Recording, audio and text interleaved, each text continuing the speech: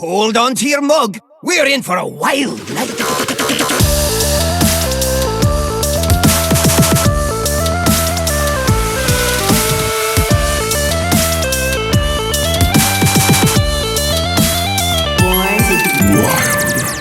Welcome everybody to episode 79 of Born to be Wild, a Wild exclusive Hearthstone podcast where we have fun hanging out with friends, talking about the Wild format of Hearthstone and spotlighting members of the Wild community. I am your host, as always, Nate Wolf. It is great to be back.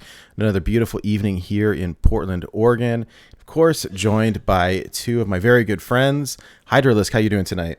I am doing awesome, coming at you guys from the greater Vancouver area. It's also a beautiful day here, and I am really excited for the show tonight. I'm really excited to talk some Hearthstone. Things have been shaken up, and I'm just stoked. Excellent. And of course, welcome back to the show, Electric Sheep City. How are you doing? Everything is awesome. I'm good. Ready to hang out with y'all this evening. Ready for action. All right, cool. Well, we are joined by a very special guest tonight, and so without further ado, I'm very happy to introduce. We have with us a legendary Hearthstone player, both standard and wild format streamer and member of HypeHorizen. Welcome to the show, Elusive Lucy. How are you doing tonight? Hello, I'm so excited to be here. Thank you for having me. Absolutely, yeah, we're really excited to have you. So yeah, appreciate you coming on. How are you doing tonight? I'm good. It's still hot. They say it's fall, but it's still summer here in Arizona. It's pretty hot over here. We were chatting the other day about it y'all not participating in daylight savings time. I love that. I think that is absolutely hilarious. And I wish that we would take after your lead and not observing daylight savings time here in Texas as well. I'd be okay with it. It messes me right up when it goes from, you're used to the sun being up. Suddenly it's dark now. The other way around. I don't know. It just messes me up. I don't like it. Right? Yeah, I agree. 100%. And then there's the one time in the year where everybody's an hour late for everything. And so that's always funny. You can use it as an excuse for like a couple of days, but then nobody believes you anymore. Yeah, especially now that there's smartphones. Like before, if you forgot to set your alarm clock, fine. But now your phone just changes. So. Right? And I don't know if it's a blessing or a curse, right? But the time changes and then your phone just automatically does it. And then I get irritated, like, what do you mean I got to change the microwave? It doesn't do it by itself? What I mean I got to change the... So, believe it or not, we still have that issue with people being late or even early, depending on the time of the year, because of smartphones. Because Arizona, has its own date and time setting in a smartphone. It can be like Arizona, but some people might accidentally put mountain time instead of mountain standard time. Oh. So when the time changes, they'll be late or early if they don't do the right date and time setting in their smartphone. So if anything, Arizona is the one place you can still use the excuse. Yep. Yep. I don't know, Brilliant. my phone. It's not an excuse when you show up. It sucks showing up to work an hour early and you're like, what the heck? Why is the door still locked? That's got to be difficult, like traveling too, right? Like time zones are difficult in the first place, but time zones, I don't know.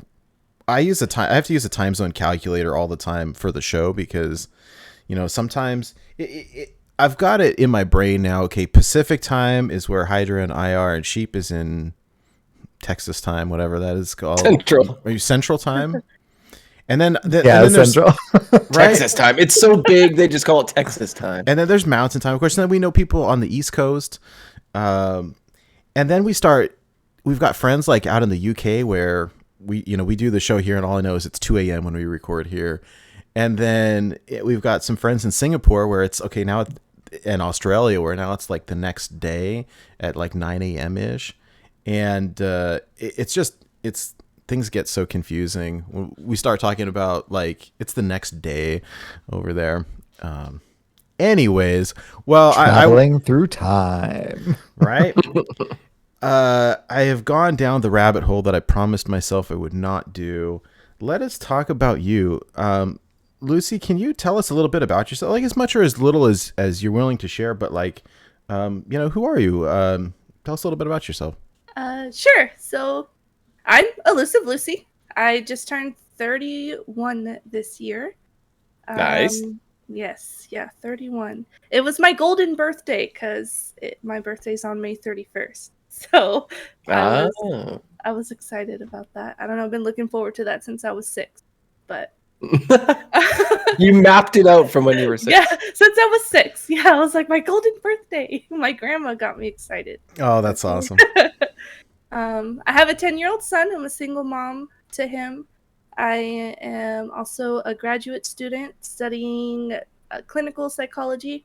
Once I graduate with my master's, I will be licensed to become a counselor / therapist. And then once I start my counseling career, I will continue to pursue my doctorate degree in psychology.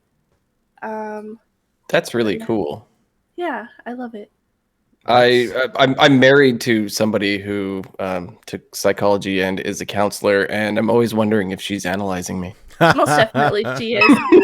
always. Yeah. I'm in a constant state of just psychoanalysis of everything. A movie, a game, a random driver next to me. I'm psychoanalyzing you right now. That's great. That's so funny. Yeah, I don't know. But that's what happens when you start studying these things, right? I went to law school, and then what happens, you just see lawsuits everywhere. And it's like, I don't know, it makes you paranoid. It's kind of funny. And that's neat. We have stuff in common, though. I think my son is 9. Hydra, your son is how old? 12. 12? I was going to say 12, 13. Sheep, how old are your animals? Let's see. 13. Look, there we go. The oldest one, yeah. Right in the ballpark. I can't believe that I have the oldest child here. I love it. Yeah. So, how long you been playing Hearthstone, and kind of how did you get into it? I've been playing Hearthstone for about a little over a year. Okay. I got into it because the other games that I was playing, Overwatch and Dead by Daylight, were starting to tilt me, and I saw on Blizzard, I was like, what's this free game? So I downloaded it, and I was like, oh, I can play on my phone? And so I was like, so when I would get tilted in Overwatch, I would just hop off and get in my bed and play on my phone. It was my first card game. I had no idea what the heck was going on, but it was very relaxing to me. Oh, that's awesome. When I get tilted from Hearthstone, I play Overwatch. No, that's so backwards. Overwatch is way more tilting. With your powers combined. Oh, that's great. Okay. So you've not played other TCGs, Magic or Pokemon or anything like that? Nope, I did download Magic the Gathering Arena on the computer, and I was like, no, this is too complicated. It's not as friendly for me. I think I need someone to coach me through it. There are a lot of rules, I will say that. And it's like, I think with Hearthstone, we get a new keyword maybe once a set, something like that. Like, there's so many there. I don't know. My brother plays a lot of Magic, and I can wing it, but like, it's so complicated. I have friends that like have these massive collections, and just their proudest possessions are their Magic cards. And they're like, "You want to play? You want to play?" I'm like, no. I'm afraid to touch the card because it's how much they love them. There was someone I can't remember who it was anymore that sold off a bunch of their cards to either buy a car or buy a house. It was ridiculous. It was Hat? No, I don't think so. I wouldn't say that it was ridiculous though. I was gonna say, it wouldn't surprise me, but I don't think it was him. That's really I get it. That's great. It's great. How funny. Yeah. So in terms of Hearthstone, are there any favorite decks that you have, or play styles, or classes, or anything like that? Well, I started out with Priest, so naturally Priest was my favorite class, still is, even though it's sort of super aggro now. But I really like Control. I'm still learning the different types of playstyles. It kind of all blends together. I know Control is Control, but sometimes I'm like, well, this feels aggro. But I think I kind of like aggro a little bit too. I like just what's it called? Smorking them down? Yes. Yes. That's exactly what it's called. You will fit right in here. Yeah, no, I feel that. I think especially as a parent in some regards, like I value the time. There's nothing like playing a full-on Control matchup that lasts for 30 minutes or something and then you lose. It's like that's so tilting, right? And that's time I'm never going to get back. And with the aggro matchup, it's like, well, average match time is like 4 minutes, 5 minutes maybe. And it's like, well, win, lose, like, well, okay, that's fine. Or and what took me forever to learn was kind of like when to just concede. Like if I know, I know they say never concede, but like if I know that I'm not going to get it, like I'm ready to just move on to the next one. And it's kind of hard. I don't know. There's pros and cons, but I feel you there. There's a lot also that I feel like is versatile too. It's interesting to watch Priest go in the last 2 expansions to go like from full control to like full aggro. To like what is happening? So anyways, yes. Our little Anduin's all grown up. Yeah. What are your favorite heroes? Oh, I'm sorry. I didn't mean to talk over you. I'm sorry. No, it's okay. I was just going to say that I think that's when Priest changes when I started to learn more about different play styles and how much faster games can go and how like much easier it was to hit Legend playing more aggro stuff than Control. I went from 30-minute games, sometimes 40 minutes with Priest mirrors to a 6 or 7 minute game, and I was like, I like this. I like this a lot. Yeah, you're in good company. Yeah, very cool. And you mentioned I see here in the notes what you have a couple of favorite heroes. You want to talk about that for a second? I like Tyrande and Illidan because they're just super cute, and I don't know. You like the interactions that they have? Yeah. Yeah, that's fun. Did you see? I don't know if we touched on it in the news tonight or not, but the new skins came out that we were talking about last week. The Shadowlands ones. The Illidan one is great. And what they don't show you, I don't know if y'all bought these or not, but I know I'm sure Sheep did. Hydra, you're. I bought them. I'm sure it was like. I can't miss. You're a whale. I know you bought them.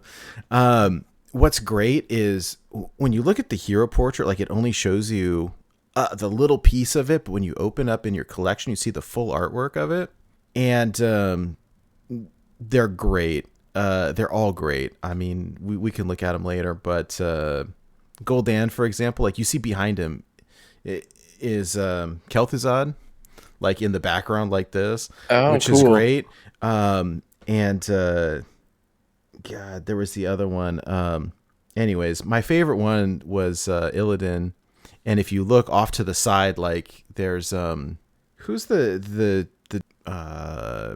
we talked about it in the Goliath lore, like the mage guy, the blood elf with the ears and the eyebrows, and the card got nerfed and it was used in all that combo druid. I can't think of the name. Kel'Thuz.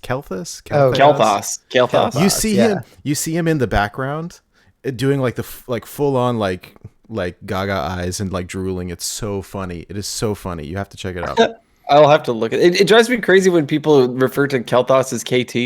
And I'm like, no. We used to call him Kel'Thuzad. Yeah, KT is Kel'Thuzad, right? Yeah. Kel'Thuz, we used to call him Carl, which was like I don't know. Anyways, so you had mentioned, Lucy, that you recently got into Wild. Can you talk a little bit about kind of like what was it that got you to kind of try the format, and then once you got here, like what was it that kind of got you to stick around? What got me into Wild is I have a redemption in my chat to 1v1 me. Okay. And there was one particular viewer, the Warwick. I don't know if you guys ever seen him around. But he loves Wild, and he would always challenge me to Wild, and he would say borrow one of my decks. And it was just so fascinating to see all these cards, and even just like the boards. It was so new to me. It's old to you guys, but it's so new to me. And then he helped me build like a couple budget Wild decks, and we did a little climb last month to like gold. Okay. And what got me to stick around was the same thing, just seeing all the cool cards and the different interactions and combos that everything like comes that my opponent comes up with, not necessarily me, because my decks are pretty straightforward. But it's just really cool. Everything is so exciting, and I don't get tilted as much in Wild because of the excitement. You know, I might die to something totally crazy, like we're seeing Reno for the first time. You know, you might think like, what the heck? But I'm like, wow, that is so cool. I want that card. That's rad. He is going to be rich. You know what? I bet. Oh, sorry. I was gonna just say. I bet you mentioned the boards being really cool too. Did you instantly start clicking on everything when you hopped into Wild? Oh yeah. I was like, what's this broom do? I was like, oh wow, it's flying away. Yeah. No, that's what I was gonna say. Hydra, same thing. Because like, I forgot about it. Where we're playing it all the time. But like, I guess if you were new to the format, like there's a lot of boards that go way back to like Naxxramas and Blackrock Mountain that you wouldn't have seen before. There's all kinds of fun interactions too, where you can break the eggs and you can make the big hammer sink. Right? Yeah. The GVG one is still my favorite one, and I like every time that pops up, I have to make shoot the laser to make the rocket fly away. Time. Yeah, I do it every time. First thing, I'll do it before I make my play on turn one. I gotta aim it and fire it. You know what? I'm curious if you all feel the same about this. I get on the GVG board, like I always do the thing with the rocket, but what I have to always do before that is like the screw that's on the field. Oh yeah, I don't want it there. Like it's got to go back. You click it, then it screws back into place. I hate it there. Like it's like compulsive. I can't even control it. Like even if I don't do the rocket, I have to put the screw back. Crazy. That's hilarious. I think one of my favorites that I have a bit of OCD about, and it may be even a standard board, the one with the catapult in the bottom right. Yes. I have to keep loading it till it sounds like it hits a dog or something. It goes like, arr! And you have to keep firing it till it makes that sound. That's great. Yeah, there's a couple that are hard. The volcano in Ngoro, you have to play the drums in the right pattern, and like I just never got it. I've done it once, and then I always forget about it, and because I don't know what the pattern is. That one's burned into my brain. And then the other one that's still standard, right? That I can't figure out. You guys walked me through it once, but I can never seem to get it right. Is the one in Scholomance with the staircase? That if you like press all the stuff in the right order, then like the lights, whatever, you do the door, and then it's the second step twice, then the first step, then the third step once. Yeah, that one's not that bad. The toes are the hardest one on the statue. Wait. What happens if you play the toes? Like I knew that they played this like music, but I didn't know. I don't think I've ever done it right. Does it play the theme song? Yeah, so you have to play the theme song. Okay. And then, gosh, what is it that even happens? I can't remember. Fly away or something? I can't remember. Yeah, something like that. Something like that. I've only done it one time just to satisfy my curiosity, and that was it because it was way too hard to remember. Okay. I know what I'm spending the rest of the evening. If we're not, we can just cancel the show. I'm going to go play with the board for a little while. I didn't know that it did that, and I'm like a salty old dog. That's great. I am excited to learn something new. Yeah, every time for me, the Dark Moon Fair. Every time I have to bust open all of the different like lights, the bubble lights, and then I have to poke the one thing in the eye enough times to bring out the roller coaster in the bottom right one too. Yeah, Those are the yeah. two things I have to Blockbuster. do. Yeah, every single time. This is why Hearthstone is so great. Just these little things, right? Because you're waiting, your opponent's like roping you or something, but you can still like click around and have fun. Right. I feel so validated now. That's great. I'm not alone. That's good to know. I heard that on the Stormwind board, not the new one, but like the original board, where like you click the vegetables and then you water the garden and they grow back. Yeah. If you do it enough times, like you can grow like a golden something or other, right? Have you seen Yeah, that? so it's completely RNG. Whenever you take one away, and then whenever you replant them, they apparently can be golden, but it's like super duper rare. I've never seen it on my own, but I've seen it like watching streams back in the day. Yeah, I was gonna say I thought I saw it on like a Trollin video or a Hearthstone, daily moments video or something, but like I've never been able to do it ever. That is the craziest Trollden video I've ever seen, is when someone got all three of them to be gold. What? Because I've never even seen one. No, I didn't even know that was possible. Yeah, I think it was Trollden. It was a YouTube video of some sort. They should have where it bought a was lottery highlighting ticket. stuff. Right? No joke though. Jeez. Okay. All right. Well, anyways, lots to do now this weekend. Okay. Well, yeah. One other question I had. I'm good friends with Guy Grumpy from HypeHorizen, right? He's the one that does organizes our local fireside gatherings. See, we live pretty close together, and but yeah, I noticed that you're part of HypeHorizen. That's super cool. Can you tell us a little bit about them and kind of how you got joined up and stuff? Yeah, I'm actually a part of Rizing, which is an arm of HypeHorizen. HypeHorizen. It all blends together. HypeHorizen is an arm of HypeHorizen. HypeHorizen is the community team of HypeHorizen. They focus on small streamers that are on the rise. And hopefully the end goal is to progress through the different stages they have to officially join the HypeHorizen team. I have a mentor. He is Taze TV. He's on the actual HypeHorizen stream team. Cool. He's a partnered arena streamer, so he kind of mentors me how I can grow my stream, things I can improve, whether it's audio, visual, branding, things like that, to kind of help me grow so I can eventually be on HypeHorizen. Nice. Nice. That's awesome. I love it. It's a great team.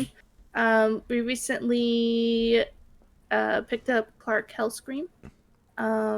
He's That's a cool rad. guy. I didn't know that. Clark is great. Yeah. Yeah, Clark is Clark's cool. great. I don't know him that well. I just started to get to know him. But that's what's cool. It's just the networking, and we're all pretty supportive of each other. I'm a big HypeHorizen fan. I love Draco Cat. One of my favorite streamers. I'm a mod in his chat now because I'm such a super fan. I don't know why he modded me, but Have you seen his music videos? Oh my goodness. yeah. Yeah. That boy can sing He can. like really well too. That's great. We had him on the show not too long ago. Oh really? Yes, Cool. yes, yeah. He's quite wonderful. He gave me some great advice a long time ago, and yeah, he got married recently too. So that's super cool. I'm very excited for him. Yeah, I like D Money too, of course. Guy Grumpy. Yeah. They're all like, I was like, HypeHorizen. I was just a super HypeHorizen fangirl, and then Venga Dragon messaged me on Twitter, and he was like, "Hey, a few people think that you'd be a great fit for our new HypeHorizen community team," and I about pooped my pants when I saw the Venga because I was like, "What? Why is he DMing me? What did I do?" I was like, "Oh my God, Venga's in my DMs right now!" That's because I great. love HypeHorizen, and I was like, "Heck!" It took me all of 2 minutes. I was like, "Read it." Heck yeah, I'm in. That's That's so great. awesome. Venga's cool. Yeah. They've all been such nice, welcoming people. I reached out to Venga not too long ago we had some questions about merch. and he like not only did he answer all of my questions, he answered them almost immediately, and then he offered to, some follow up help, and like it's just so nice. Like, it was such wholesome content. I was very happy. Yeah, great people. I can't speak highly enough of them. So I think you found some great folks over there. Yes. Yeah. Are there any other games that you play by any chance? You mentioned Overwatch earlier. Yeah. Yep. Overwatch, not so much anymore. It's still tilting. I still play Dead by Daylight, which was actually my first PC game. Okay. And I recently picked up Splitgate, which is a lot of fun. I'm getting addicted to that. What is? I've not heard of that before. It's a shooting game. It's basically Halo meets Portal, is what people describe it as. So fast paced, jumping around. I've seen some of it. It looks pretty neat. Okay. Yeah. That sounds just running cool. around. I like pew-pewing. And teabagging. So that's awesome. Splitgate actually tracks your teabags and your stats, and the crowd reacts to it. Yes. So, like, let's say you get a victory, right, or you shoot somebody, or you get the final kill. The crowd, is cheering for you, but then you go in their body and you start teabagging. They go boo. Oh my god, that's great. That's incredible. I mean, like, I feel like I almost should tell my son about it. When I caught him teabagging on Fortnite for the first time, I was like, "What are you doing?" And he's just giggling so hard. And it was one of Hydra's proudest moments.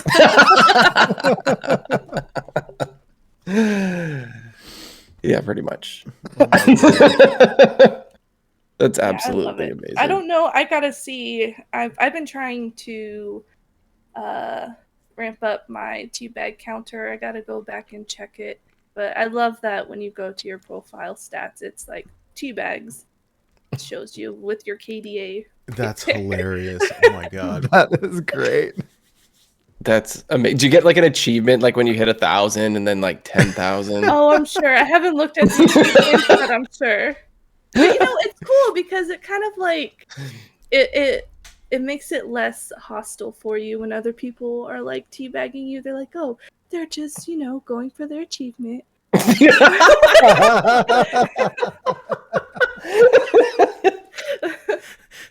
Yeah, it's like, no offense, I'm just trying to get the achievement.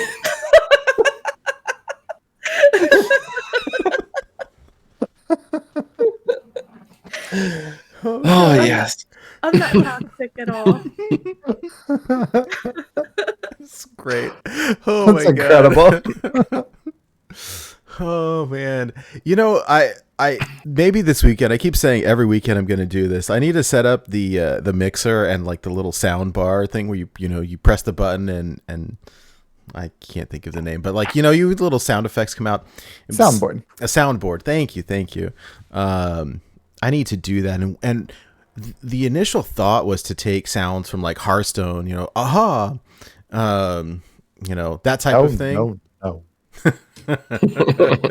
What I should do is like go through the old shows and take clips of us.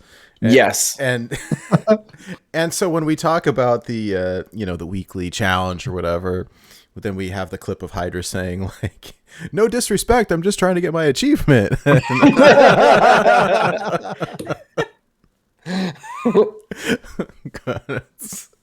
oh man, that's a great idea. Incredible. Okay, one last question before we move on. We asked this to every guest that we have on the show: is how did you come up with your username? How did you come up with Elusive Lucy? Well, fun fact, my name is not actually Lucy. My real name is Sierra. Okay. But I like the name Lucy from I Love Lucy and from Lucy from Fairy Tale. And I came from Xbox, switched to PC like 5 years ago or so. I had a really awkward, cringe gamer tag on Xbox, and I was like, I want to reinvent myself. I want something with Lucy. And I was playing, as mentioned, my first PC game was Dead by Daylight, which, if you haven't heard of it, it's a 4v1 asymmetrical horror game. And I started out playing as a survivor who is supposed to evade the killer in the game. So there's 4 survivors, 1 killer. And when you're first starting out, you're kind of hiding and being very elusive. And I was like, wait, Elusive Lucy? That's an alliteration. Hey. And I started, I was like, let's do it. And I started out streaming Dead by Daylight when I first became a streamer. So kind of like, it fit. And here I am 5 years later, still Lucy. Sometimes I forget my real name is Sierra. That's great. Have you ever introduced yourself in real life as Lucy to someone? No, but when I respond more to if you're in a grocery store and they're like Lucy, and I'm like, wait, how do you know my name? Like, wait, my name's Sierra. Because I interact with more people online because I'm such like a homebody, and like everybody I know is online versus IRL. So I hear Lucy more than Sierra. That's awesome. That's so funny. There's always, the reason that we always ask these questions is because there's always a good story, even if it's like super. I was eating pizza at the time, so my name is Pizza. Right? Yes, that has happened, and it's so much fun to know the answers. It's great. That's great. Oh my goodness. Okay, well let's move on into our weekly recap. Let's catch up, see what everyone's been up to this week, whether it's just your regular life or in Hearthstone itself. Nate, let's start with you. What's going on? What have you been up to, man? Yeah, so the nerfs and buffs and stuff hit this past week, and I was really nervous to play Hearthstone. Honestly, I had was feeling some kind of ladder anxiety, like, oh, what's going to happen now that the demon seed is gone? Is my deck still going to be good? And I spent a couple of days watching people through, either on Twitch stream or in our Discord or in Burnt's Discord, kind of watching people, and thought, you know what, this is cool. Like, I can still do this. My deck seems like it's still good. And so spent one night in particular, really, it was probably it was maybe 3 hours or so. Streamed some games co-op with Blue Train and with NHL and with 6J, and Dr. Fish, and had some success actually. So yeah, I ended up I ended up around 152 legend, which is cool. I'd never have been this high this late in the season before. And cool. I should have stopped. I should have stopped when I got there, and I was like, oh, I don't know, maybe I can make 2 digits. And then I lost a few. But I was like, all right, I'm just going to stop. Because people started hard targeting the deck. And but I still stopped sub 200. And so it was I think I ended the night around 180. Which is great. I don't know. I get ladder anxiety. And especially after getting the 11x bonus, I was like, I never want to lose it. But then I didn't want to feel it feels disingenuous, if that's the right word, to hit legend super early. I did this 1 month and I felt like such a fraud afterwards. Was I hit legend super early. I came in at, I don't know, 33 or something super low. And then I just didn't play for the rest of the month. Yeah. Finished out the month at 200, got my 11x bonus, and I was like, I didn't play Hearthstone all month. Or I played a bunch of standard and I played a bunch of duels, but it was I felt like, I don't know, you cheesed it a little. Yeah, it was the cowardly move, right? Because I knew that I was decaying so slow that if I didn't play, I'd just keep it. And I didn't want to do that this month. And what I saw this month a little bit was that I forced Pirate Warrior super hard into Demon Seed at the beginning of the month. And I had a 45% win rate with it. And then I switched over to Odd Hunter and sailed on through. But because my MMR was worse, my decay was faster this month. And I was like, oh no. I gotta play some games and reclaim my throne over here. And so I did that, and it was fun. I love doing co-op games, especially when I can learn something. Like, I like to. I guess for me, there's kind of two types of co-op. There's one where I'm kind of like guiding the ship and like coaching, and then there's one where I'm playing with people who are better than me and trying to learn from them. What I try to do, like, I don't like the style where someone's telling me, okay, do this, because I feel like I'm not really playing. Like, I don't want to just be told what to do, because then I didn't earn it. But like, so what I'll do sometimes is like, all right, here's my thought. I want to do this, and here's why I want to do this. What do you think? And get different opinions on it, and that seems to work really well for me. I'm trying really hard to learn, and I like that. And I feel like with someone like Blue Train or NHL or 6J, who's like these incredible players, able to kind of absorb some of their knowledge through osmosis or whatever it is. But anyways, that was a lot of fun. It was a lot of fun, and I feel a little bit more confident because of it. And so I had a great time. I had a great time playing. And then yesterday, I was supposed to be prepping for the show, and instead of doing that, I played Diablo 2. And it's really fun. When we did, when the beta was out, Hydra and I played some co-op together, and I was playing as the paladin, and I kind of went back to my roots, and I just created a barbarian, like dual wielding, axes in each hand. Yeah, I don't need nice. I don't need no stinking shield. Like, that's cool. I just need 2 axes, and it was fun. I tried to get You've embraced the smork life. Yeah. Hey, that's No truth. shield. Nah, we don't need no stinking shields.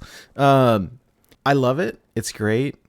And it's a lot of fun. I think that the graphics are better in this version than even in the beta. I could be wrong, but like it just looks great to me, and it's a lot of fun. I didn't quite make it through the first act. Yes, I got pretty far. I got to the final church or whatever it's called. The catacombs. Yeah, but I didn't like it. It was already like a little bit after midnight, and I was getting tired. And then I realized, like, oh my god, I have not prepped for the show. I got to do the artwork for the listener series, and like I need to stop. But it's so much fun. I did make my character you have to choose if you want an online character or an offline character, and so I made sure to make it an online character in case anyone wanted to play. So that's been fun.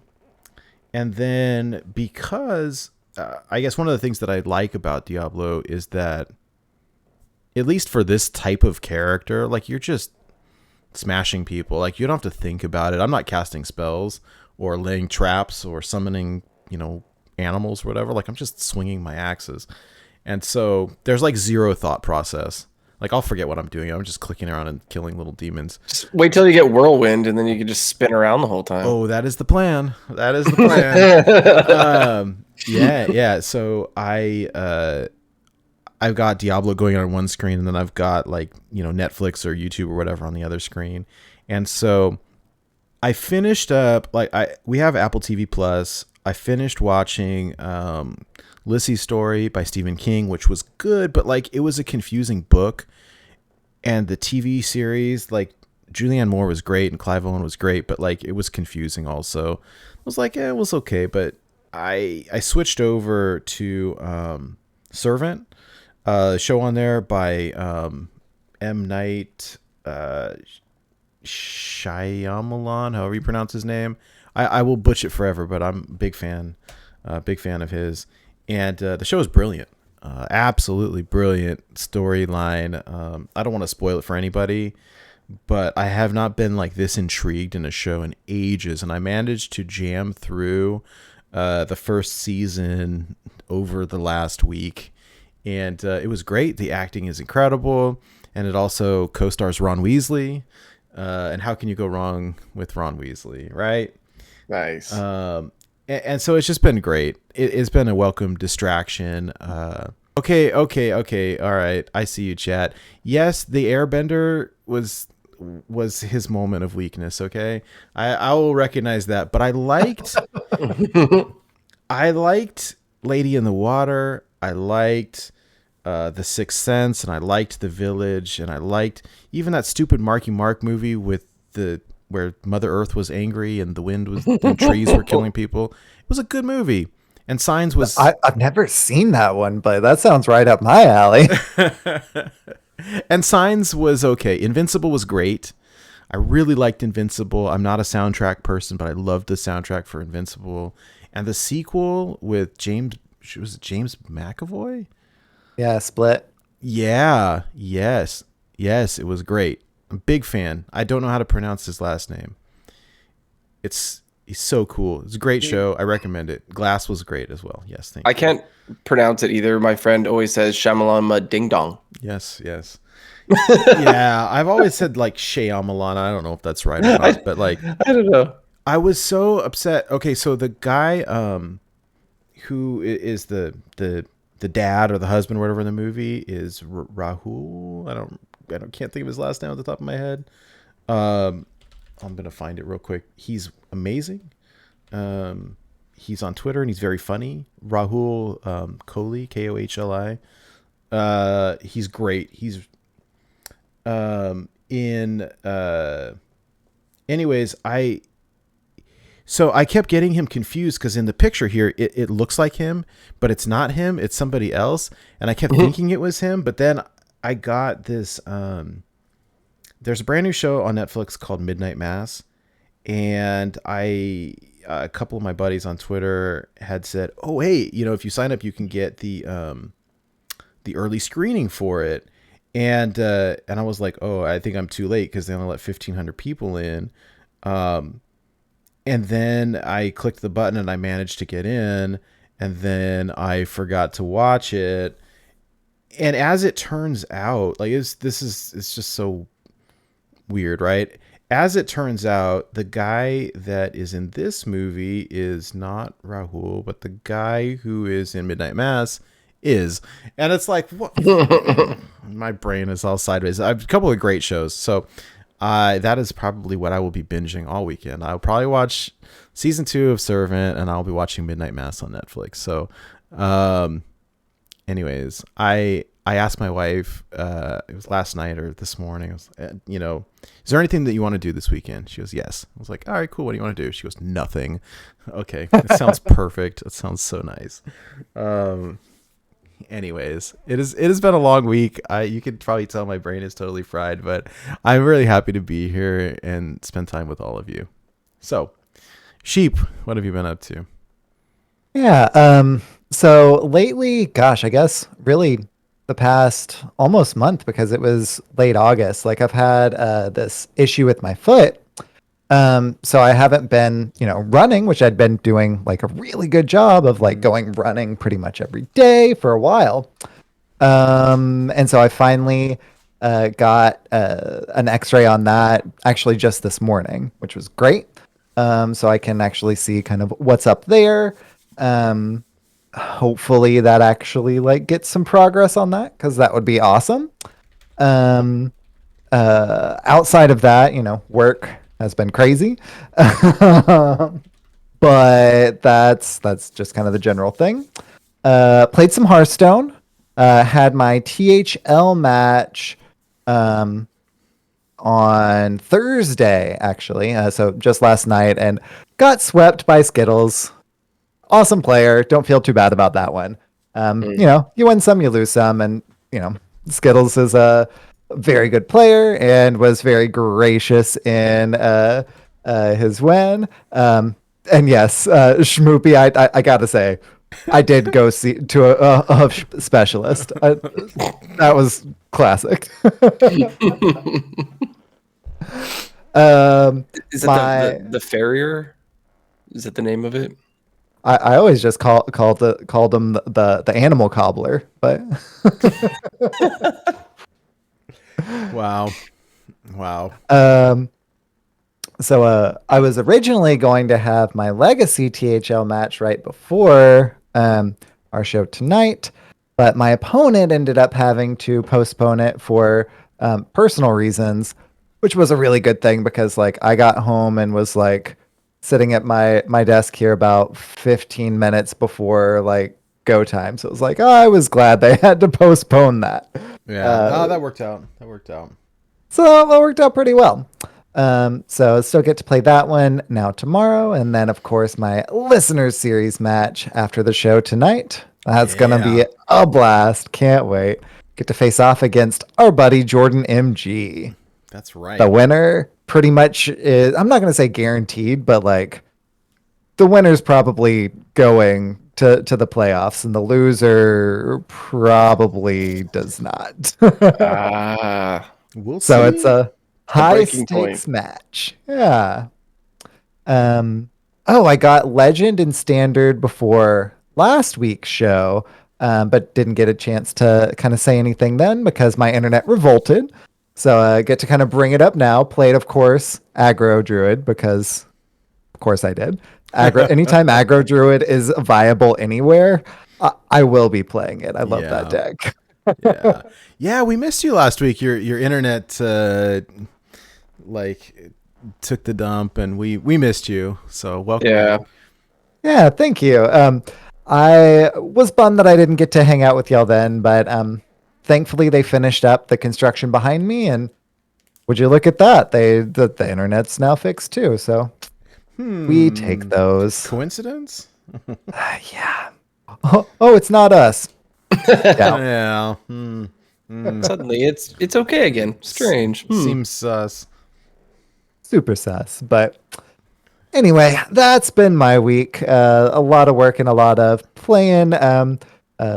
Well, really, honestly, I've been playing a lot of even lock too. Whenever I've been playing Wild, so I get to talk about that a little bit more when we get to our decks of the week. So little preview there. So that's been the week here in the city of Electric Sheep. Excellent. How have things been with your week, Lucy? It's been pretty cool. I'm on a break from school right now, my first break in like 6 years. So I've kind of just been chilling. I don't go back to school till February. I return to campus in February. So it's going to be nice. I got to chat with some streamer idols. You guys know Dragon Rider, right? We all know Dragon Rider. Yeah, she's great. Great people. Yes, I love her. I love her. I look up to her a lot. And so I was like, hey, I'm having this problem with my camera anxiety. Can you help? Can you be my therapist? And she was like, let's come up with some ideas to help with that. And so one of the ideas was doing webcam once a week. Okay. Turning cam on once a week. So we came up with Webcam Wednesdays. So this week I got to do my first Webcam Wednesdays stream. Nice. How'd it go? It went good. I was very nervous. I did unpublish the VOD, but I still did the Webcam Wednesday. And I think, every week it'll probably get easier. And then Thursday, I did my first tournament. It was with HypeHorizen's Thursday Night Throwdown. Okay. Lost the first round, got swept, but that's okay. Learning experience. It happens. It happens. So that's cool. That sounds like fun. Yeah, and then Saturday, I hit Legend in Wild. Or I never thought that was ever going to happen, but nice. That's you know what I have to say. That's super awesome for playing in this is your second month in Wild. It hit Legend so quickly. Yeah. I only had a week of experience before. I didn't even really climb that much last month. So I want you to know, that is really, really good. People struggle with that for a long time. It took me years to do it. That's great. I want you to know that's it takes talent to do that. So excellent. I appreciate that. And I appreciate the kind words, but I have to be entirely honest. I think the deck carried me, Odd Quest Hunter, also because I was highly intoxicated when I hit Legend. went out and got drunk, and I was in a call with my friend Yum Pickles. He wasn't coaching me or anything. Red Dragons. But I was super drunk. I was streaming just for him. Funny. Oh my god. No, but you know what? It takes a good pilot. It doesn't matter if the deck is good. It doesn't matter if the deck is good because, like, I mean, you still need to be a good pilot of it. And, you know, I mean, maybe if nothing else, like, a lot of people, myself included, get anxiety, especially when you're like that close to legend. It's like, I just need to win one more. I just need to win two more. And I get nervous, and like maybe that helped with the nerves a little bit. I don't know. You know what? Actually, I think since you say that, what helped with the nerves is I wasn't focused on getting legend. I was focused on getting my 500 wins on Hunter for the first time. And I actually hit the 500 like 2 games before I hit legend. Nice. So I was just focused on tallying up the wins for the hero portrait, and I couldn't. And I guess that's why I stuck to Wild too, was because I can't play, you know, it's either Face Hunter, Quest Hunter kind of sucks in Standard. So yeah. Like, this Quest Hunter in Wild is so cool. Mm-hmm. A lot more options. Yeah. Yes. I played a lot of it in Standard last week. Like I was bouncing back and forth between Standard Quest Hunter and Wild Quest Hunter, and it messed me up so bad because the math is different. And like, I'm not that good at math. Very different. I'm not that good at math in the first place. Like, and then so now you're doing 2 damage every turn instead of 3. And, it threw me off so bad. I do not recommend it. By the way, the deck is not very good in Standard. I forced it. I hit D5 with it, but like, it is not, I do not recommend it. It was very fun. And it was such a demeaning experience because I kept getting stomped on. Like, it was, I don't know. There's nothing worse when you aim your hero power at a 3 health minion and you're like, gotcha. Oh. No, I don't. Yeah. It was unfortunate. And I did that more than I would like to admit. So, anyways, yes, that's awesome. So you got your 500 wins, Golden Hunter. Plus Wild Legend? That's great. Plus Wild Legend. Yeah, that's this a good week month. Is so full of a good month, good week. Is my first time, you know, being a guest on a podcast. Nice. Okay. First time being double legend. Like, it's just exciting week for me. That's like, rad. Really cool. I've never done that before. Because I've only been legend in, I guess now Standard 3 times this month. So nice. It's like things are happening very fast in Hearthstone. And I don't know, maybe it's because I'm so new. I'm not like, and I really try to study the players that I admire and pick up their thinking styles, and I don't have bad habits. I don't know. Yeah. You got a fire under your butt right now. Yeah. Right? Hey, that's great. Well, congratulations. That sounds like a really exciting week. And so I will say we're happy to have you on. So very cool. Happy to be here. Thank you. Yeah. All right, Hydra, what about you? What have you been up to? So I took a page out of Sheep's book. He's been doing all this running lately, and we had talked about, like, I don't know, like a month or more ago that we were all going to try to start running or whatever, and I have not been doing it up until this week. I finally did it on my lunch hour. I made my way to the closest Sport Check. I don't know if you guys have that in America. Is that an American store? No. What's it called? Sport Check. It's in Canada. It's basically everything, all sports. You go there. Sport. It has sport check. Sports and outdoors. Sport Check. Oh. All right, that's new to me, but that's cool. Anyway, went there, got myself some proper running shoes because all I have is like skateboard shoes and work boots, right? So, and like fancy sort of like dress shoes you would wear with a suit sort of thing. So You can't run in any of those. Not with that attitude. Not advisable. Even with a better attitude, it's not advisable. So I went and got myself some nice shoes, and I started my runs at the very beginning of the week, and I just have like my block that I have, and I live like on a slanted hill. So I have to, the first half, I have to run uphill to go around the block and then come down the second half. And it was horrible the first time. Like, I have not realized how bad my cardio has gotten, where when I was like making my way up the hill and I had like another 100 feet left and I'm like panting and my heart is beating out of my chest. I'm like, oh no, what have I done? Yeah, that's great. Well, because mistakes were made. Mistakes were made. Well, I've transitioned into a job in the last couple years of, I do have a desk job now in an office, and I was always on my feet and always doing things at all times, moving around. And then I got the promotion into the office, and now I sit on my butt, right? Yep. And yep. it definitely changed things, that's for sure. But I actually was recording my time with the stopwatch, and I have decreased my time every day this week so far. Wow. Running around. Nice. Yeah. You know what? I ran to the refrigerator. Grabbed a hoagie, can of Coke. Jeez.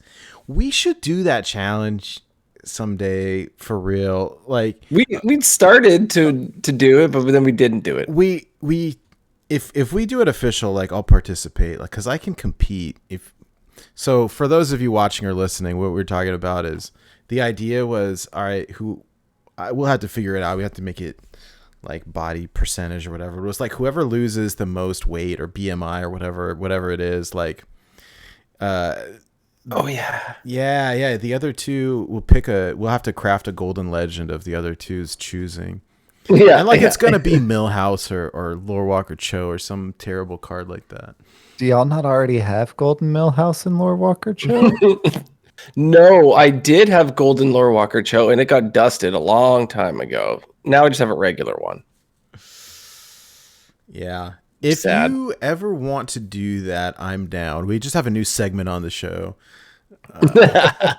Yeah, once my foot issue clears up and I can actually go running again, then sign me up. But, Excellent. all right. That means what does your ETA look like, so I know how much longer I can be lazy for? Well, they just took the X-ray, but haven't gotten back to me about what it means yet. So, question mark. So I got some time. Yeah, so that's what I've been doing exercise wise so far this week. It's been a change, so it's pretty neat. It sucks getting out of bed that early in the morning to run around in the dark. Right. But it's a good thing. So also like Nate had already discussed, new release of Diablo 2 came out this week, and I happened to work from home yesterday because I had some training that I had to do, an online course, and my training didn't start till 8:30 a.m. Pacific time, and Diablo 2 started at 8 a.m. So I had a half an hour window in there where I could play the game. So in the first half an hour, I hopped on and I jammed D2 instantly. And I made a sorceress, and I got to level 8 in that half an hour. Wow. Which was, yeah. The question is, did you play on one screen and do your work meeting on the other screen? So and be careful because we're recording this. So what I did do was, I didn't want to, because normally when I bring my work laptop home, I'll hook up to my setup here. But instead, I've got an L-shaped desk, so I put it off to the side and set up another 2 monitors on the side. So I had 4 monitors on my desk. Oh my god! And so I had the computer work setup, and then I still had my regular setup at the same time. And no, I didn't play while I was supposed to be doing training. We had breaks. We actually had a whole hour and a half total worth of breaks during the whole thing. So the first half an hour before it started, managed to make it to level 8. Then there was a 15 to 20-ish minute break where I hopped on, and I actually, because everyone was on fire. The second it started, I got in a group where we just stormed Act 1, right? and that's how I got to level 8, and then logged back in on my next break, and then in another group, and we stormed through, and I made it to Act 2 on my second break. Wow. We killed Indariel. We were in Act 2, and I was level 14. I'm like, this is nuts, and then have to log back off again. Then comes lunch, and I kept it open on my screen, so I was just in the Blizzard chat, like in the lobby, and people were just complaining that all the servers are down, no one can log in. Like, they let you into the game, but you couldn't actually play the game, so you're just in a lobby. And everyone was complaining. I mean, day one, this sort of thing happened with Diablo 3 release too. But and then so when I finally at my lunch break hopped back in, I had lost basically half of what I had done. I had reverted from that level 14 back to level 8. Whoa. I had not completed Act 1. I was still only in like the first third of Act 1 and lost any items or experience that I had got. Oh, wow. no. And I'm like, what? Oh no. And so I'm like, I'm not going to worry about it till later. Like, that sucks. People are complaining they can't log in right now. So whatever. And then the end of the day came, and the second it was over, I had to go pick my wife up from work, come back, and then I was just on it. And I played a lot. I ended up leveling my sorceress on night 1 to level 40. What?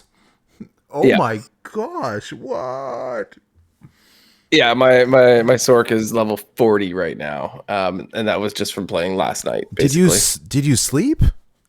No, I went to bed at 10:30 a.m.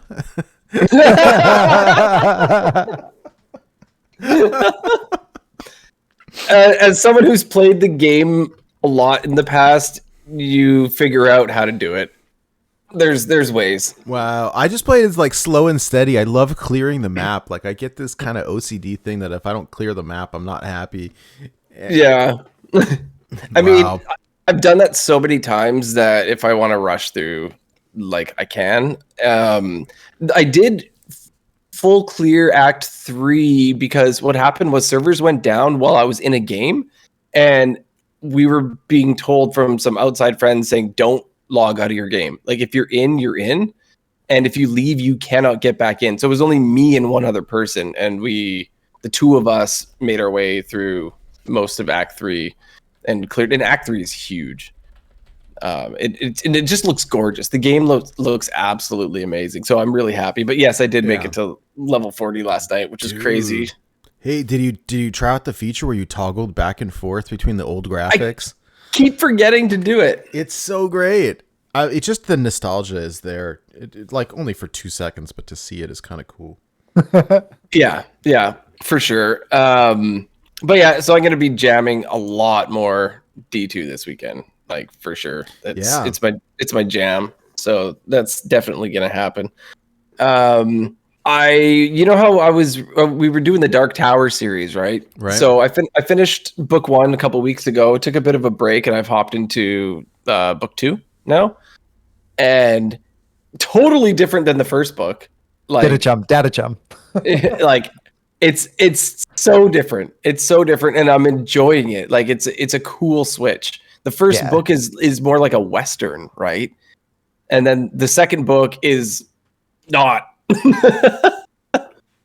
Yeah, the beginning, right off the start, like, what the heck? Sheep did a little homage to that a second ago. I don't want to say too much, but yeah, it starts off pretty hectic, and a lot of the questions that I've had in the first book, they're starting to sort of answer now, as to like where they are, like what world they're in, what's going on. Things are still a little confusing, but you're learning a lot more.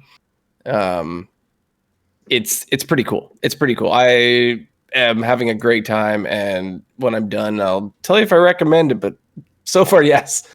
All right. Yeah. Nate, you didn't finish the first one yet, did you? No, I just couldn't get into it. And then I started listening to the Girl with the Dragon Tattoo series, and they're so good. I'm like halfway through the second book right now. I've just been jamming like a lot of time in those books. I'll get back to it at some point. Sheep and I will have to privately talk then. I did get the whole series from the library, the audio books.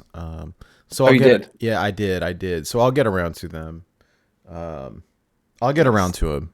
Just, I was having a hard time getting into the first book. I'm not a Western person, and that's what threw me off, I think.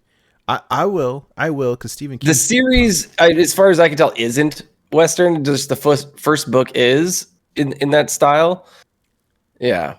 Yeah, the first book definitely feels like the longest, even though it's the shortest. I'll tell you what, sure. If it wasn't Stephen King, I would stop right now. But Stephen King is like hands down my favorite author. Maybe second. I like Neil Gaiman. Stephen King is probably first, and then maybe Neil Gaiman after. But like, I have to give it a go because of who wrote it. I feel like this universe is very well thought out. Oh, I'm gonna put it. No I'm doubt. gonna put it that way. Yeah. Okay. No, I'll give it a try. I'll push through. You will love it when you get through the first one in particular. 2 and 7 and pretty much all of it, aside from 1, I think that you're gonna really dig for different reasons. Okay. All right. I like that. Yeah, it's pretty cool. So definitely enjoying it. I'm going to continue that. It's also not that big of a book. It's definitely bigger than the first one, but I want to push to see if I can have it done in like a week's time. Should be able to do that. But yeah, it's awesome. Hearthstone wise, I was taking it easy, like a lot of us were before we had some changes. Mm-hmm. The game was a little stale here in Wild, and I would just sort of waiting for that to happen. I was jamming a lot of Diablo 1 actually. Wow. Before the D2 release was coming. But as soon as we got some changes in, and we'll talk more about it later, I was right on the Pirate Warrior train just because of certain changes. And I happen to have the quest on all 3 servers, so I just jammed that, and I was having an absolute blast. I don't know why I neglected to run the quest in Pirate Warrior when it first came out, other than I thought it was just going to be slow. It's just so good. Yeah. It's a different play pattern for sure, but yeah, it's so much fun. I have questions I'm going to ask later about it because I make some questionable decisions that I think I can't tell if they're right or wrong. But let's we should talk about it. I've taken it to Legend 2 months in a row. I played a lot of it, and I played a lot of it pre-quest and post-quest, and it's definitely different, right? Yeah, I brought a list this week, and we could talk about it later. But yeah, I do have some questions. I want to get some feedback from you guys. But that's basically been it for my week. How about we hop into some listener series? Yes. Absolutely. So this is the 5th week of our listener series and the final week of the regular season. Ooh. All right. The challenge for week 5 is 1 Not 2, submitted by Kay. So the rules for 1 Not 2 is each deck must be made up of 29 2-cost cards and 1 differently costed card. That differently costed card can be different for each deck. Different cost, different everything. The only bans are the global ones of Gin and Baku. For our video watchers, Hydra's making a face because unfortunately he submitted 2 decks with Gin because he forgot about the season-long ban of Gin and Baku. I was like, wow, these decks are going to be awesome. Mistakes were made. Wow. I'm blushing. Wow. So there were a lot of different options to go with your kind of 1 Not 2 card. For example, I went with an aggro druid. I saw a lot of people when they went with aggro druid put in Greybow. I went with the Arbor Up instead on mine. It's just like different people made different choices there, which I think is really interesting. Of course, questline hunters, pretty popular as well. Taunt warrior with the quest, the taunt quest there is really cool. But there are a lot of really innovative deck building going in. Yeah, this one was fun. This one was fun. Yeah. So after the show this evening, Hydra and Nate, at the very least, will be casting a match, but I will not be joining the casting this week because they will be casting the match between myself and Jordan MG. Both of us are towards the bottom of the top 8, so a win probably takes us into the playoffs, and a loss probably loses whoever loses playoff contention. So there's a lot riding on that one. Yeah. There's a lot riding on it. Very high stakes. So if you're watching live, we will stream the match right after the show. If you're catching this on the replay, Nate posts the casted matches on YouTube pretty much at the same time that the show goes up. So check it out there. So very excited. Can't wait to watch it after the match to see what y'all say about stuff and things there.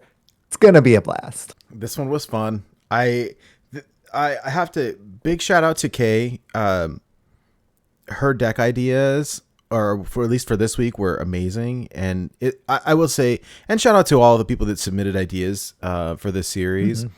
This one in particular, I really enjoy because it's you got to think outside the box. I mean, it was tricky. It was tricky, the deck building, and I'm looking forward to it as well. So should be a lot of fun. I'm looking forward to it. Yeah, so that is what's happening in Born to be Wild Listeners series this week. What's going on in the wider world of Hearthstone this week, Hydra? Well, if you guys have noticed or not, we got some golden bundles in the store. You can choose between some standard bundles or some classic bundles. There's smaller ones, there's larger ones. The smaller ones are $24.99. They come with a golden card with 5 packs. And then there's some larger ones that are $50 that come with 2 golden legendaries and 12 golden packs. So there's a bunch of options for whatever, you kind of want here. And if you do like the golden bundles or not, Lucy, are golden cards something that you pursue, or is you kind of shy away from this sort of thing? I don't spend money on golden cards, and someone might want to reach through the computer and smack me for this. But when I wanted to craft golden priest cards, I dusted all my druid. Oh, I love that. I love that. That's great. That's great. That's bold. If there's a class that you don't play, why not? Yeah, I don't like druid at all. I don't like to play it. I don't like to see it. So I just... That's great. Oh, so yeah. It was basically like I'm going to get you. I'm going to disenchant you. Take my teabag, druid.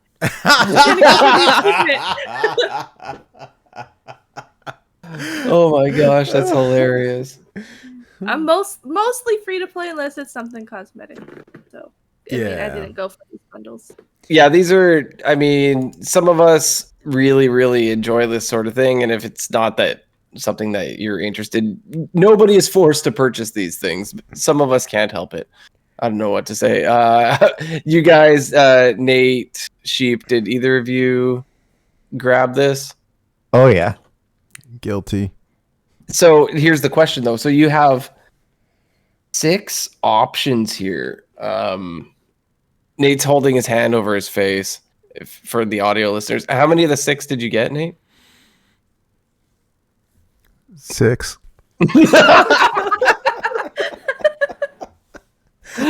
You know what? It was really expensive.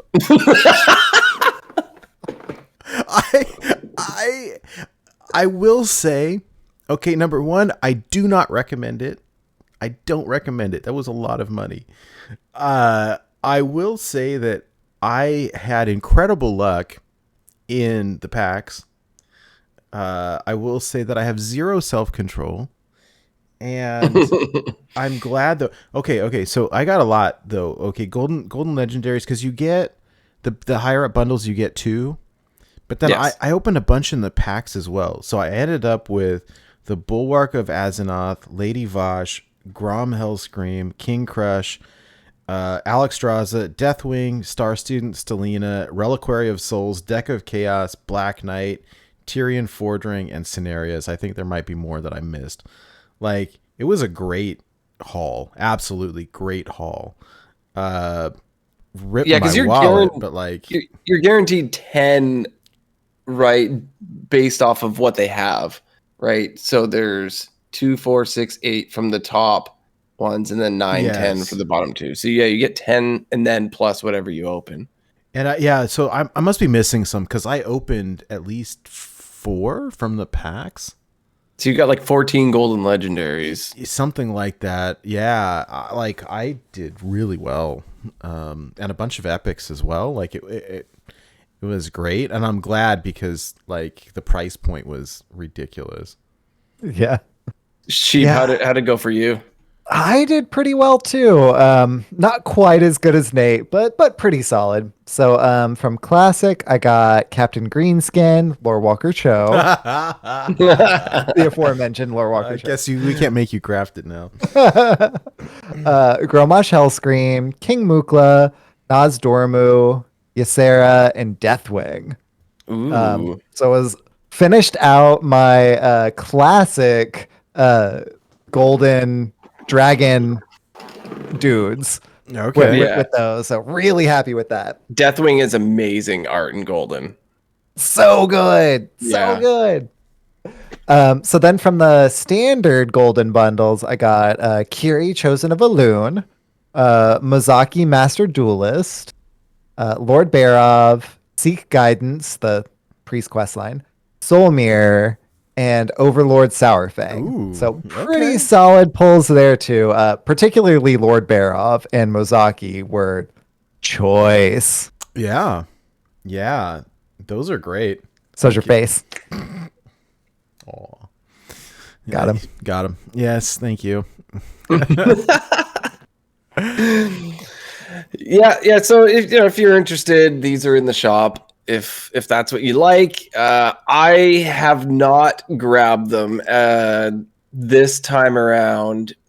I don't know if I will. So what happened was the duels pre-order is still in the store, and I originally had only purchased the Diablo one. And Okay. I've done a lot of research so far into duels, and I've been watching a lot of the content, and it seems like it's something that I do want to play. And I'm like, I'm going to get the other 2 pre-orders. So I did that a few days ago, and then they dropped this, and I'm like, I don't even know what to say. Like I saw these. I thought the third one was a joke. Like somebody said there's like because they called it the Omega bundle, and I was like, ha ha, that's funny. Don't joke about that. It's too expensive. And they're like, oh no, it's real. And I was like, and then I saw it. I was like, oh my God. Yes. Anyways. yes, I didn't grab them, but Do we know how long they're going to be in the store for? We have not heard that yet, at the very least. We also didn't really kind of get a heads up that it was coming before it just showed up either, though. So that's not too unusual. Yeah. Well, yeah, Hearthstone store be weird sometimes. I'm just happy that it looks like everybody got offered all of them, because last time they did that, like different people got different bundles, and I hate when they do that. Yeah. Oh, sorry. No, it's cool. I didn't get offered one of them last time, or I didn't get offered the big one, which I would have purchased, and I didn't. So. Oh, didn't you ask about that and you got an answer saying, "Oh, don't you worry"? There's plenty to spend money on. Yes, that's what happened. Yeah. We got you, Nate. This is all for you. So what I'm most looking forward to in the shop is the other kind of data mined leaked hero portrait bundle that we haven't seen yet. That I'm most looking forward to. The portrait bundle that was, has already come out is cool. Like, I like them, especially Gul'dan, but the one that's about to come out is the one that I'm most excited for. That one looks really cool. It's all like fairy tales and stuff. Yeah, like, the fairy tale ones. Those look cool. Let me ask all of you a question though. So between the Shadowlands bundle that just came out and the fairy tale bundle that's about to come out, like we talked about it a little bit last week that Rogue is conspicuously missing. Like there are hero skins for every class except the Rogue. Do you think that there is some Rogue thing coming, or are they just Rogue getting no love because that's what they normally do? I mean, we just got scab skins, so is that why? I don't know. It just seems strange. It does seem a little strange because we also got like Guff skins too, but there was still a Malfurion. Yeah, I mostly bought the Shadowlands bundle for Gul'dan. Like, I'm never switching away from Dame Hazelbark. You can't make me. May I put on my tinfoil hat for 2 seconds? Yes, sir. Okay. King Togwaggle. No. I think no. As much as I would love that, I think Ridiculous Hat would love it. Here's what I think. Right. The mini set is coming. And I think the data mining or the predictions or whatever, we're talking about it being the dead mines. And if we talk about the dead mines, the main character is none other than Edwin Van Cleef, who just so happens to be a rogue. Like that is my tinfoil hat prediction. Edwin portrait coming for rogue. New Edwin card. It probably won't happen, but like I can't think of why else there would be a rogue portrait missing. Aside from that, they don't Rogue has not gotten love in years, so maybe that's just why. It could be as simple as that. But anyways, Van Cleef portrait would be rad, right? Oh, and then we get all the different versions of it. If it's on the reward track or whatever, that would be sweet. We'll see. I don't know. We'll see. Maybe we'll see. All right. Well, let's move into the meat. So we last week knew that we were going to have some nerfs, some buffs, a reworked card, and a ban. We were theorizing as to what they were going to be. They not only have been finally announced, but we have them. They are here. And let's do it. Let's go through them. So first up, we have a nerf as well as a ban with a card. Oh, the Demon Seed is now gone from the wild format and nerfed in the standard format. That's crazy. Ding dong, the witch is dead. Which old witch? Yes. So they have to take 8 damage on the first 2 turns, right? That's where it went up to for the standard players. Mm-hmm. Mm-hmm. And then, in Wild, it's just gone.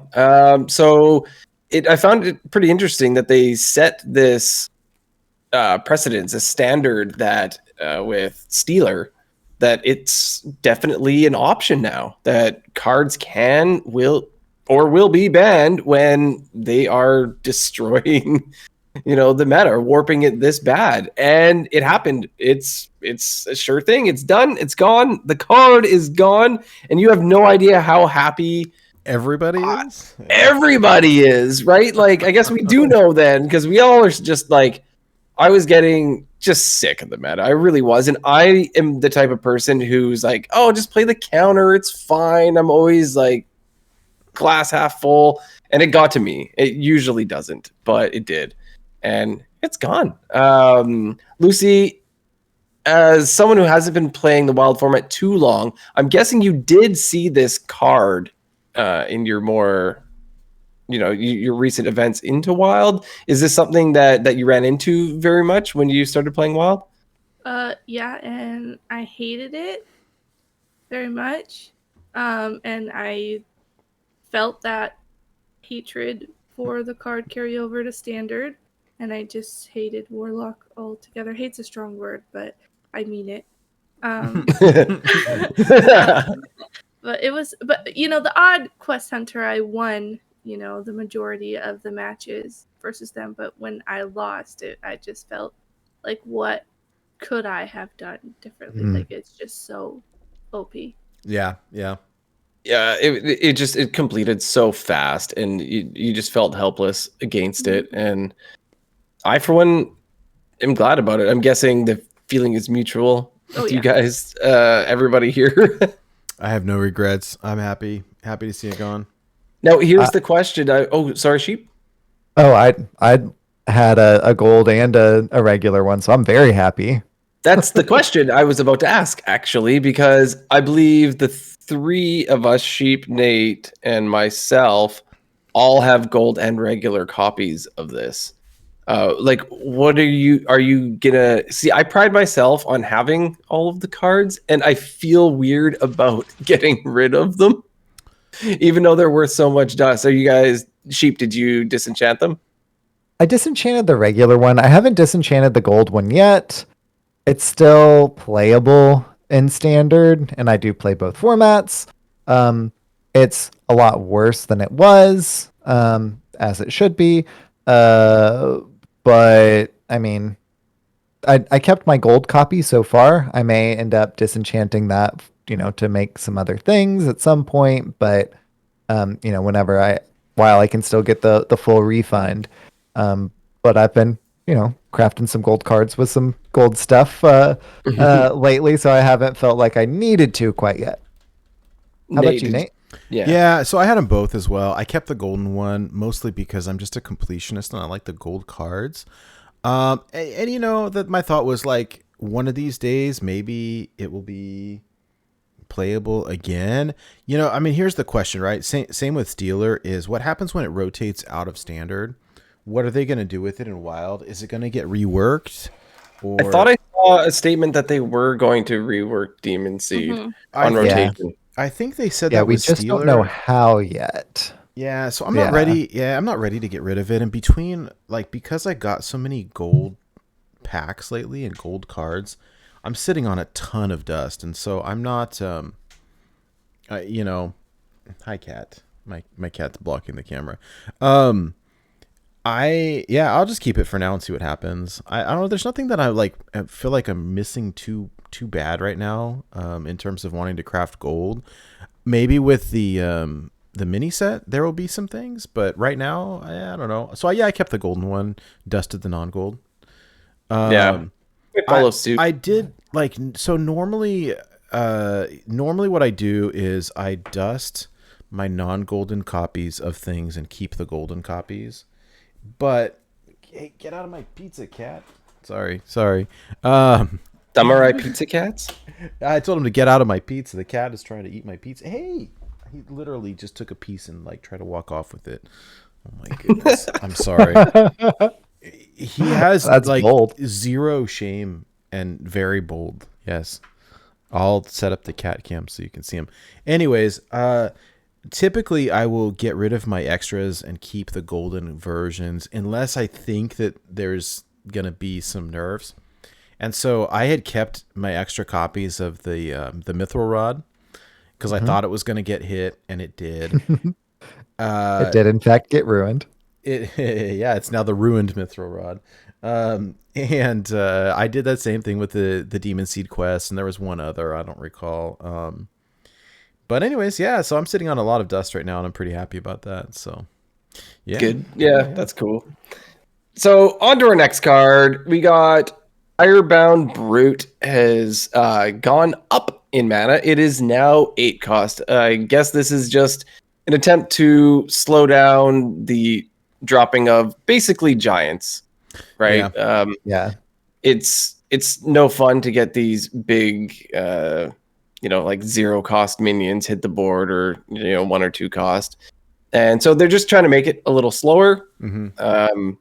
More of a standard issue, but does creep up in Wild a little bit. And potentially, I heard Corbett talking about how before this was nerfed, that he thought this is a potential wild deck that is, brewing and like down in the future. This is something that could actually be, playable and actually good.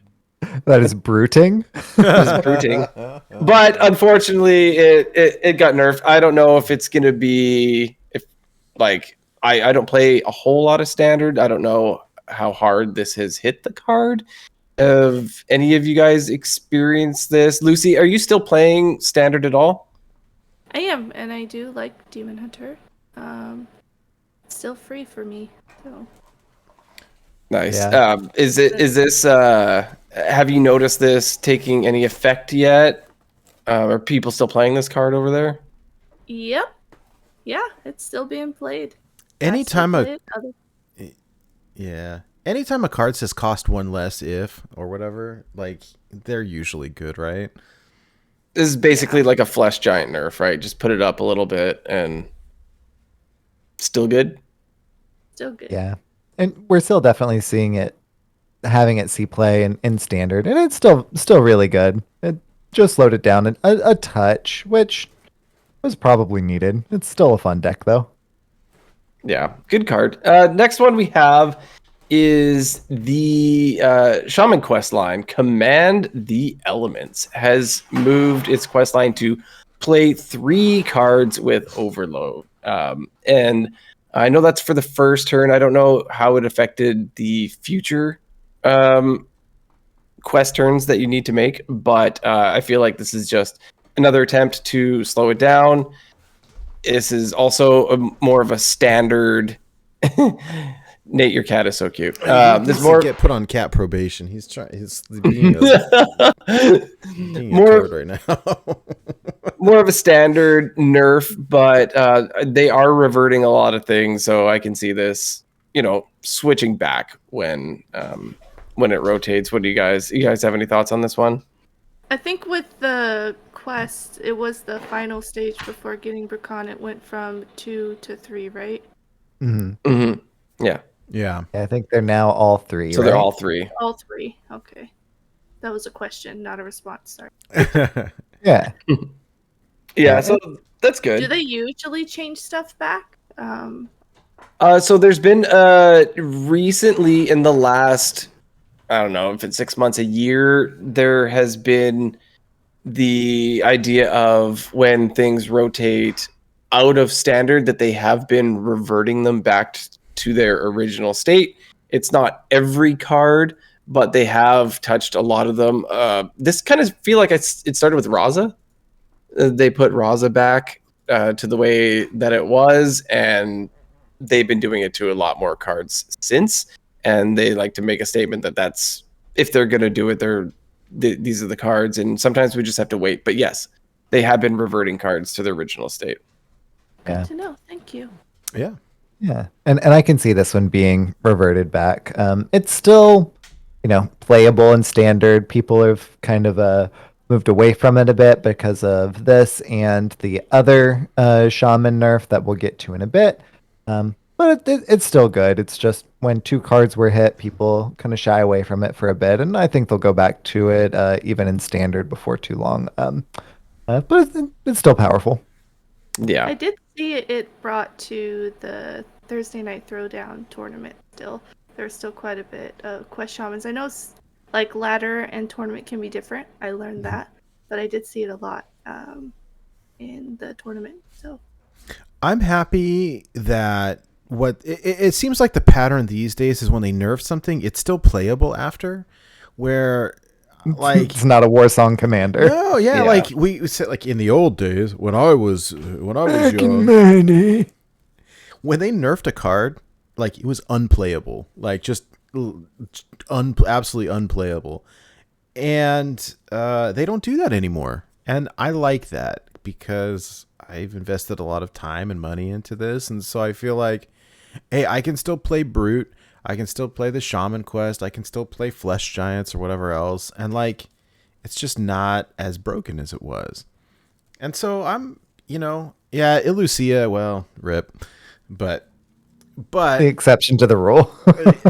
That's right. No, but for the most part, so I'm pretty happy with all of these. So Yeah. anyway, sorry. Well, what else we got? Right, there's a few more. Yeah, so they had announced that there was going to be some warrior changes, and we all knew that Quest warrior wasn't performing that well in standard, and they kind of like nerf and buff based on that. So one of the first ones that we have here was the Anchorman, Stonewall Anchorman, has gone up in health. So that's the 5 mana 4/5 rush frenzy draw card has now gone up in health to 6 mana, which is going to allow this to make some trades and actually survive, because frenzy means you need to survive, right? So, and the Anchorman is a pirate as well, which is Yes. is very relevant for standard in particular, more so than for us. yeah, it's not exactly a pirate that we want to be playing the quest line over in Wild. It's way too slow. Plus 5. 5, we want to win. That's actually when we want to be playing our quest reward, Exactly. right? So, little too slow, but I don't know if there's too much to say about this card. Really good for standard, good for trading. Any thoughts before I move on to the next card? Cool. All right. So this is a big one. Warlock taking more than one hit. We've got the Ruined Mithril Rod has gone up in mana. It's now going to come down a turn later. It is 4 mana. Yeah. Nate, you love Warlock. Do you want to maybe talk about this? How do you think This card was this is gonna broken. feel? I don't know. I mean, what I don't know yet is the state of Darkglare Warlock. I've seen some people playing it. My question is, and I've not played the deck because I've been on this hunter kick lately, is do we play Ruined Mithril Rod and Even Lock? I kind of think it's too slow for that. Like, there's other things that we want to do because it's like tap, tap, tap, giant and null and stuff like that. Like, I don't think it really fits in what that deck wants to do. Like, I feel like it worked out well in the questline deck because, especially like when we were wanting to combo off, I don't know that we play it in Wild anymore. Like at 4, that's like a full missed turn that I don't feel like I want to play this anymore. Yes, ruined Mithril Rod, I think. I mean, I'm not sad to see it go, frankly, but like I think it's probably not very playable anymore. I mean, 4 mana is cheaper than an Emperor Thorson. Because it's cheaper than 5 mana, but and you do relevantly get 2 guaranteed, well, unless they have weapon destruction, but probably you get 2 ticks versus 1 that's more likely for Emperor T. That's true. I have not played it yet, but I want to like reserve judgment, but I struggle to see where it fits now. I don't run Ruined Mithril Rod in my Even Lock, even though I could at this point. I think specifically for Ruined Mithril Rod is kind of like you said, it's a tempo loss, but also like whenever it was something like Seed Lock where you're expending health to gain a ton of cards super quick, Even Lock draws consistently but slowly, right? Like you're typically drawing like 1 or 2 like a turn, so you're not gonna get the reward from the Ruined Mithril Rod as quickly as you would in like a Demon Seed deck with like backfire and stuff like that. So I think that's kind of where that kind of keeps it from being played so much in Even Lock in particular. Okay, well, let's move on to our next card, Perpetual Flame. There was some speculation that this one was going to be nerfed. We actually talked about it on the last show. And yeah, good call, because it went up to 2 mana. It's the card that reads, it's a shaman spell that says deal 3 damage to an enemy minion. If it dies, recast this, overload 1. So it, I guess, was a little too efficient at 1, and they just want to slow down again a little bit. It really at 1 could be quite the board clear against the low to the ground decks. So I guess just trying to slow down that board clear was really powerful, even though you kind of took the next turn off with all the overload that you would get. But yeah, except with overdraft, then you don't. Yeah. So Right. Yeah. Yeah. I think the biggest nerf to Perpetual Flame, I mean, yeah, paying double is not insignificant. But I think where this really comes into play is with Wand Maker. I don't think the Perpetual Flame would be nerfed if Wand Maker wasn't a card, because while getting one or having two of them that you just run in your deck is bad. Having a pretty significant shot at getting additional ones with Wand Maker, which if you don't have it on the top of your head, Wand Maker is a 2-mana 2/2 with a battle cry. Add a random 1-cost spell to your hand. And in Standard, there's not a super deep pool of 1-cost spells in Right. Shaman. So it wasn't that you were getting it consistently from Wand Maker, but it was that it was part of the landscape, and then not an insignificant part of that landscape as well. Yeah. So I think that's really the biggest nerf aspect to Perpetual Flame. Yes, it still costs more. It still slows it down. Double the mana is huge, but it's more to take it out of Wand Maker's pool than anything else, in my opinion. Makes sense. I like that it's out of the Wand Maker pool because there's not a lot of minions sometimes, and if they are, they're big. I think this card is useless to me. Yeah. Oh yeah, Makes sense. I still actively run Wand Maker in my Questline Shaman. Hey, there you go. Wand Maker is a good card. I've seen so many meta decks. I've been trying to play in Standard mainly Demon Hunter just because I still need the wins, and Wand Maker is in like every deck because the chances, like you said, the card pool is so small that your chances of getting something that you want is pretty good. So. Yeah. All right. Let's move on to our next card, and this has made a change in two different ways. So this is Mordresh Fire Eye.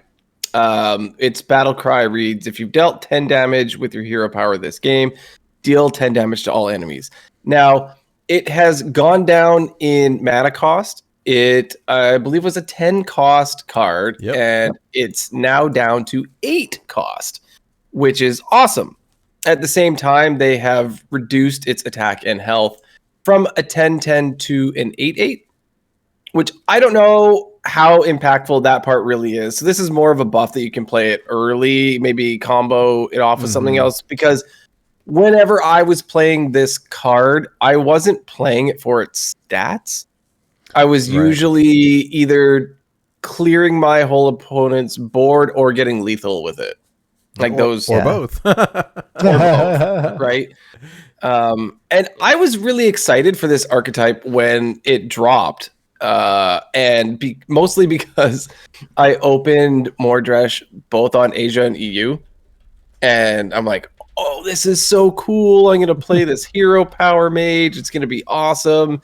And it wasn't really that great, but I played it anyway. And seeing it get a little love here is pretty cool. So I think this is a definite improvement to the card. Yes. And okay, I don't play much Standard, a little bit. Especially lately because Wild has been a dumpster fire. But I saw yesterday APX Void posted a deck with this new hero power with Mordresh, and it is rad. I have been playing it, and it's quite fun. It is quite fun. And it cool. was, God, what? There was some mage card where you discover. Okay, so I don't know the names of the cards, right? It's the mage spell that says you discover a mage minion, and if your deck has no minions, then you discover 3, right? Oh, or is yeah. that Power. Or is that Font of Power? Yeah, so I played a Font of Power, and guess what it gave me? A Mordresh. And the Font of Power was random from the 1/2 that gives you a Mage Wand spell? Maker. No, it was not Wand Maker. It was the Wand other Thief. Thief. Wand yes, Thief. Wand Thief. Thank you. The other wand. long story short, I ended up with a golden Mordresh Fire Eye through that series of events. And so I played it, and I, clearing my opponent's board and doing 10 damage. And then the next turn, I played another one for lethal. It was so great. And the battle cry with the guitar and like the animation, like big shout out to the VFX artists on Hearthstone. Like it was amazing. Yes, zero regrets. It's so fun. How good is it? I don't know, but it was so fun. It's fun when you get to do it, and now you'll get to do it a little easier. Yes. Yeah. I think it's pretty relevant, specifically that it went, again, not just from 10 down to 9, but to 8, because now you can, if you're at 10 mana, weave in a hero power before or afterwards as well if you need to do one more ping to activate Mordresh's effect. It's actually pretty cool. The date that these rolled out, so Tuesday, I was home a little bit early from work. So I was watching Edelweiss stream before Coin Concede was recording one of their 2 podcasts for this week, and she was playing this hero power mage. It was really fun to watch her kind of iterate on that. So I was playing it kind of like at the same time, and we queued into each other. Oh, No way. Okay, wow. And she definitely took the W there. Like it was a well thought game, but she, the deck creator. It's very fitting that she was the victor there for sure. But that was just kind of like a cool little day of the buff experience there. It was pretty fun. That's fun. That's cool. To go along with the hero power mage, we've got Wildfire. So Wildfire is the card that is a fire spell and mage that says increase the damage of your hero power by 1. It is now a 1-cost spell. So while this does help this archetype in standard, there are some sad people over in the wild community about their poor even mage. Even though it's not really like a great deck, but the dream seems to be dead at this point. I will say though, at 2, like it felt slow. Can they just make it 0 and then we can play it in? Yeah, I like that idea a lot. It at 1 it's more mana efficient. Like you can actually do it now. But yeah, it's kind of sad that you just sort of ruined the wild deck now. That being said, like I wonder if you could still make hero power mage in wild without Gen or Baku. Like you could just make a non-even version of hero power mage. Yeah, maybe. I like think in the listener series. there you go. I think one of the more kind of fun iterations I've seen in our format with Wildfire is, of course, switching from even over into odd. So instead of Mordresh being the kind of big reward for having done a ton of things like that, we have Jan'alai instead. Yeah, so I was a little less impactful, but Jan'alai does make a Ragnaros, and Frostlich Jaina is also an odd cost card. So Jan'alai makes Ragnaros, who is, of course, an elemental, and Frostlich Jaina's effect means that all of the elementals give you lifesteal. So that's been a really fun one to watch people iterate on. I don't know how good it is, but it looks like fun. Yeah, I want to play and it that's now. what I'm here for. Right? Yes. Yeah. Lucy, have you played any of these hero power mages at all? No, but I was watching Brian O'Brien play. We love Brian. Yes. Yeah, Big fan. me too. Yeah, I'd be curious what version Brian is playing. Like He's been kind of changing it like every game, so he's trying to tweak it a lot. did you see he's like sitting in like top like 100 legend or some like absurdly high rank lately. Yeah, Yes. he's been pushing for a lot of competitive stuff and killing it. Look at this rank 17 legend. Oh my god. Oh, wow. In standard, that's crazy. Like It's crazy and wild too, It but is. especially in standard. Just because the number of players is so much higher there.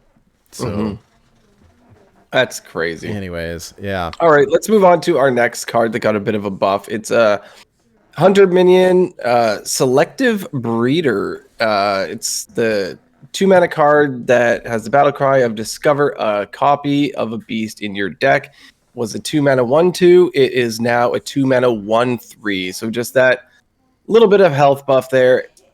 Not exactly something that I've personally seen being played in Wild, because in Wild we are sort of doing one or two things right now. You're either playing the quest line for the Odd Hunter, or there is the I was going to say odd. There is the every once in a while you see an even Hunter, which isn't that bad of a deck, to be honest. It's pretty good. So this doesn't really have any effect on Wild, so I feel like I'll just move on to the next card. Yeah. Didn't play it before, not playing it now. Yeah. With the buff, we actually did see a few people bring it in our listener series this week. Yeah. Which is cool, but that's about as the only place I expect us to see it in Wild. Yeah, pretty much. Though, so back to Warrior, as we knew that there was going to get some buffs. This one does affect us in Wild. Oh yeah. We got Bloodsail Deckhand, which is a 1-mana 2/1 pirate that reads Battlecry, the next weapon you play costs 1 less. I'm sure many of you have seen this a lot on the ladder. Is no longer a 1-mana 2/1. It is now a 1-mana 2/2 that still has the same effect. So 1-mana 2/2 is gross, right? It went from being like arguable whether it was good to play. So like pre-quest, Ben and I kept arguing about whether we play it or not. And the only reason that I settled on playing it was because the reduction to Ankar was good. And then when the quest lines came in, it was like, of course we're running this, because not only does it reduce Ankar and guarantee the draw, but like you want it to be lower to the ground. But now that it's a 2/2, like, good lord. Premium stats. This card is like, it needs a nerf. Yeah. So I am quite happy about this. Yeah. Already had a premium effect. Now it has premium stats to back it up too. Like, if you're running Pirate Warrior, I feel like you have to run Bloodsail Deckhand, period, whether you're running the quest line or not. Lucy, have you played Pirate Warrior at all? Yeah. Well, the questline one, yeah. In standard or wild or both? Wild. Okay. Wild. Yeah. Yeah. How do you like it? I like it a lot. It feels just as strong as Odd Hunter a little bit, but it's fun to play, because in standard it wasn't like as fun. Yeah, if you're into smorking, that's a good way to do it. Oh yeah. Yes. This is was a nice move for us, I think. Yeah, I absolutely love this change. They can't trade into it with their little 1/1s. It's just it's good. I mean, still dies to a cannon shot, but whatever. It's awesome. Great change. I love it. When I see Pirate Warrior getting buffed, I'm like, yes. It's also kind of thematically perfect that it precisely dies to a cannon shot, and that's not overkill, and that's just like immediately perfect, because of course it would. Yeah. All right, so our next card was our reworked card, and so it's Elusive. So it remains 3-mana 1/3, though its text has changed. It now reads Battlecry, replace your hand with a copy of your opponent's until the end of your turn. Yeah, so it's an Azalina effect now. Yeah, because it's a copy, not you have their hand and can even disrupt stuff. It's just a copy. Yeah, so they don't get yours, and it's till the end of the turn. So you can, I don't know. It's Rip. This card is one that when you play it, you feel like a god, and when they play it, like you want to murder them. Yep. Someone posted on Twitter over this week, and I don't recall who it was anymore. It was so funny, right? Because this is the feels bad card, and the thought was like, I don't care about my opponent's experience. In fact, I want my opponent's experience to be awful. rude. I thought, well, I don't necessarily disagree. But it was the interesting thing is, from my perspective, is that 6 months ago or a year ago or whatever, like when we were playing it in Reno Priest, okay, it's there for disruption. Right. And it didn't really become a problem until aggro Shadow Priest kind of popped up, and we're playing it for different reasons. It was not for disruption. It was like you dump your whole hand and then you play this and you prevent your opponent from doing anything.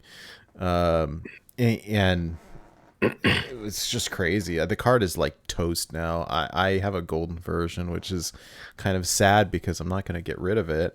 But it's not. I don't feel like it's playable anymore. So I feel like last week when we discussed what other cards have ever gotten a rework, and we had mentioned Warsong Commander got a rework. It was a nerf, but it was essentially a rework, right? And this is a rework too. It's right in that category. I feel I feel like it's a different card now.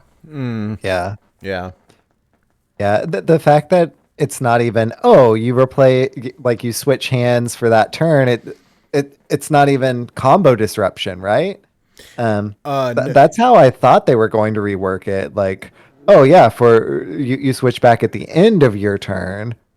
No, it's just a copy, so you don't get to disrupt anything of theirs because you just have a copy. I will say, if we continue to see all these Ignite mages, like being able to potentially play like an ice block or something like that, maybe.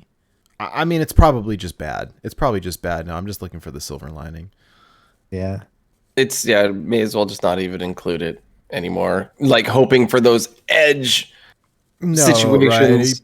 Right. I mean, assuming that you had because the aggro priest was just playing it whenever, and where you're playing it in like a Reno deck or something, then you are getting you're trying to play it strategically. The only thing I think that could be interesting now is if you play it right. Like Lucy's saying here, you wait until your opponent has their quest reward completed, and then you play this, and you can play a copy of their quest reward. So there's that. Maybe. It feels a little slow. I don't know. I really don't know what to think about it. I mean, I'm not sad that it's gone, frankly, because I didn't use it all that much. It was hard to do correctly. And it felt really bad when someone does it against you. Yeah. I will say I did have some fun times with Elusive. Yeah. So it's a little sad, but I think it needed to happen. Rip. All right, let's talk about, we got a couple cards left here. Leather Working Kit, the hunter weapon, has gone down in a mana. It is now a 1-cost 0/3 weapon that reads, after 3 friendly beasts die, draw a beast and give it +1/+1, lose 1 durability. So basically, this is just cheaper. It's not something I guess was seeing enough play, so they decided to make it just a cheaper card. I don't know. I don't have too much to say about it. It's not a card that I play. You guys play this card, Lucia? Lucy, do you play Lucia on the mind? Lucy, have you seen much of this card at all? I played with it a lot. With the nerf or the buff to hunter with the buff beast hunter deck. I haven't played that deck at all, and maybe this is because I mostly play Wild. How is it? Is it like with the Rat King and stuff, or the rats, or what do you play it with? Not with the Rat King. No, It's really you buffing your Wolpertingers and Rhinos, and copying those, and going wide with the Wolpertingers, and you have Devouring Swarm in there for the rhinos, and you're just looking to kill them that way with some really buffed beasts. I guess at 1 mana, that sure helps that. Yeah, you got something to play on turn 1, and when you have a bunch of the Wolpertingers, because you're getting copies, they generally die. Your opponent gets very scared and start killing them off, and then you just get more buffed Wolpertingers and more buffed Rhinos. Yeah. All right. I didn't think about that at all. It may be time to play some S'more Hunter. Yeah, playing a 1 mana 7/7 summon a copy of a Wolpertinger is like pretty satisfying. Yeah, I bet. I didn't even consider that. That's awesome. Those Wolpertingers went to the gym. Right? They definitely. All right. They definitely did. Cool. Well, They good got to buff. know. Get buffed. All right, we got 1 card left here, and it's back to Warrior again, as they mentioned, or as we thought that they were buffing some cards, because we saw that they were. We got another Pirate, and it's the Stormwind Freebooter. Was a 3 mana 3/3 Battlecry. Give your hero +2 attack this turn. Has gone up in health. It is now a 3 mana 3/4. Same effect. Battlecry. Give your hero +2 attack this turn. So, yep, we're just up by 1 health here, trying to help out the Pirates over in Standard. I did, in one of the lists I played of Pirate Warrior, Questline Pirate Warrior, did include this in a Wild deck, but, it's not bad. It's just a little slow. It's got a bigger butt now. Yeah. So, I had success with it. I really did. But, I mean, I don't know if it's something worthy of really including in your lists, but it's a solid card, really. It gives you that 2 extra attack that you may need. I think there's potential. I'm not sold on it, but I think there's potential. Yeah. Yeah, I wouldn't write it off right away. No. Yeah. Yeah, I've seen this in Standard since the buff, but I haven't seen it in Wild since the buff. Like you said, I think it may be a little slow, even with the more premium stats. But generally strong card, if a little bit slower and mid-rangey than the current meta would really support. Yeah, because on 3, I'm dropping a Captain or a Rokara or something for 3 mana. And then, so this doesn't really have that buff my board effect.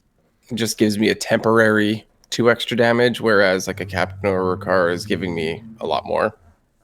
That's what I was going to say. Usually there's more than 1 3-drop in my hand, and it's like, do I want this or this? And it's rarely the Stormwind Freebooter.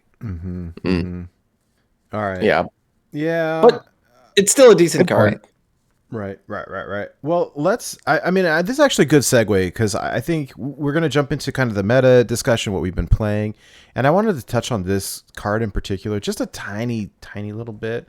So let me kind of preface this by saying, okay, what does kind of the meta look like this week? From my point of view, and you take it with a grain of salt because I've been in this pocket, but post nerf and ban, so Demon Sea got banned, so clearly that deck is gone. I saw 0 Dark Glare over the past week. I saw a little bit on Twitter, but I didn't see it on ladder at all.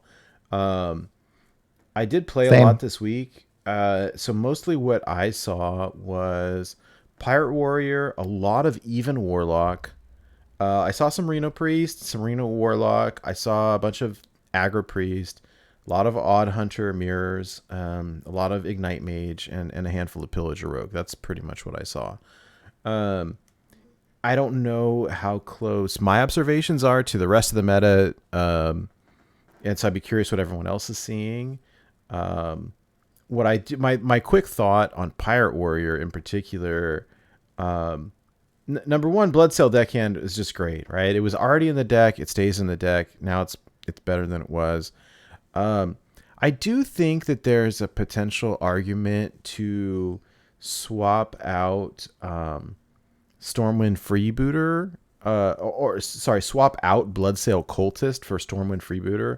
Cultist was a 3/4, 3-mana 3/4 that buffed your weapon. And the only reason I not tested this yet, I'll probably wait until the start of the next month to do it.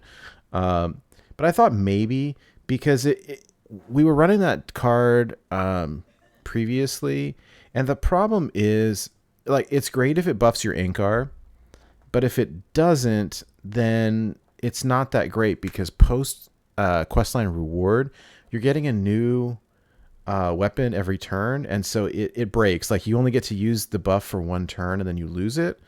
And so I kind of like that where the attack from the battle cry from the freebooter, use it whenever. So I think maybe it's worth testing. I'm not like going to go out there and say that it's great, but I think that it's maybe a little bit more versatile. So yeah, that makes sense. I kind of want to try that. That's the only change I think I'd make to the deck. I want to swap those two out and see if it makes a difference. It's probably negligible, but I want to try it. Yeah, I think the kind of detriment to that is whereas before, if you were needing to draw like 1 or 2 additional pirates with Ankar in order to complete your quest line, the cultist helps you do that. The freebooter, not so much. That's kind of a niche situation, so I'm not sure how relevant that's going to be.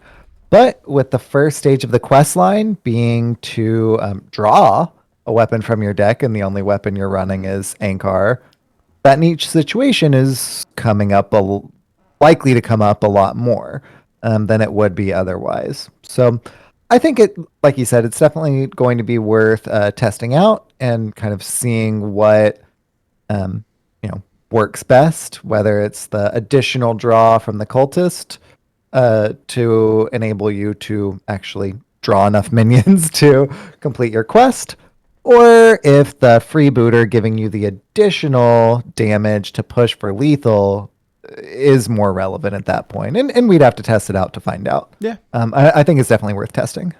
Yeah, for sure. Any thoughts from any of you all about the meta in particular in terms of what decks you've been seeing or any trends or patterns like post nerfs, buffs, ban? I guess let me start with Lucy. Have you seen any changes or anything different? Yeah, the Quest Warlock went away and then came Even Warlock, and I even saw some Even Reno Warlocks. Yes. So that was very exciting to see. All new, fascinating stuff for me as a wild noob. So it was like pretty cool. Wasn't mad. It's I imagine, especially like if you hadn't seen it before, you're like, I got this, and they drop Reno back to full health. Like, I'm sorry, what just happened?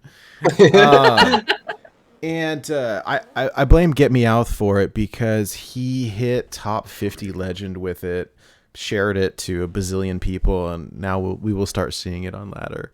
Yeah, and then Zeddy as well. Zeddy played a lot of the Even Warlock. And yeah, that'll do it. Yep. Yep. Between those two. Oh, between those two for sure. Yes. Yeah, they both got big audiences. Yeah. Hydra or Sheep. Any thoughts on the meta? Yeah. The first thing I saw was just the influx of the Even Warlocks right away, because I think that was something everyone was talking about being a big thing as soon as the nerfs and buffs hit and ban, obviously. But it just as soon as I started playing, I saw Even Warlocks. I also ran into our good old buddy Reno Jackson that I had not seen in forever. I even played against just a regular old Q block with like Gul'dan and Ben. Nazoth. Just standard, Q blocks. I seen 2 of them. I'm impressed. Actually. Okay. And I won against one. I lost against the other.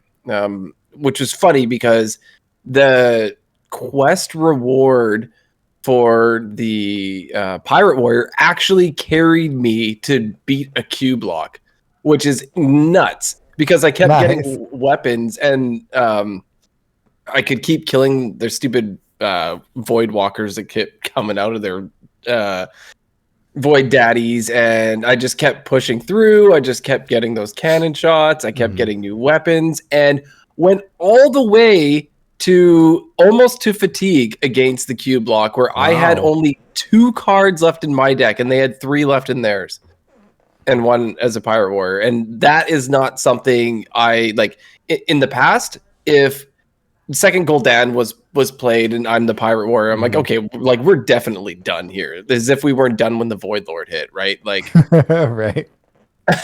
But it actually carried. I couldn't believe it. I mean, I don't know if that was sort of a 1 in a million or if that's something that can happen, but it happened. The quest line reward, I think, helps significantly with like the end game match, and I think that's why it's worth switching up the deck to put all these like I don't want to say crappy, but like crappy 1-cost pirates, because the reward for completing the quest is so good. Between getting a pirate every turn and getting cannon shots off each turn, like it allows you to go late game where in your kind of typical Pirate Warrior, like you don't want to do that. And yes, we still love you, 1-cost pirates. But there's definitely different versions now where, yeah, I mean, I think Pirate Warrior in Wild is built way differently now because of the quest line, right? Where post quest line completion, like you just got so much refill. The problem is like the random factor. We watched some games in co-op over the past couple of days, and what always is terrible is like when I was watching Blue Train play last night. I think it was last night. Anyways, it was a Pirate Warrior mirror in Standard, and he kept getting the Ringmaster's baton. It was like 1/4. Like got it at least 2 times, maybe 3 times in the same game. His opponent twice got Gorehowl, and it's like, that's not fair. Yeah. But anyways, it allows the deck to carry longer, and you know, I don't want to say, well, I will say that it can now put up a decent fight in the more control heavy matchups. That's my hot take on it anyways. It actually gave me, what's the Cursed Blade where you take more damage? But I happened to still, I had a N'Zoth's First Mate that I had not played. And so when I got the Cursed Blade, I'm like, oh no! And my opponent emoted me like, you're doomed now. And then I played my First Mate to break it. And then I got to emote back. Oh, that's great. That's great. I feel fortunate to have witnessed this. Yeah. It's golden. Literally. It literally was. Yeah, okay. So real quickly, the deck that I've been playing is this odd Questline Hunter. It's Blue Train's version. It's great because we saw a handful of other people in like top 200 legend playing, and like they're using the list, and I love it because it's my friend's list. It's like is like the list now, there's variance. I will say that there's definitely variance. When he hit the neon tweet, and that was kind of fun to see. I think the core is there. There's definitely cards that are flex cards like this. I've been enjoying it. It runs the tradable cards. You could definitely run it without. I know Sheep used one version. Lucy had used a different version, and they're both great. They're all great. I like the tradables because a lot of times you're floating 1 mana, and it feels good to be able to get something different.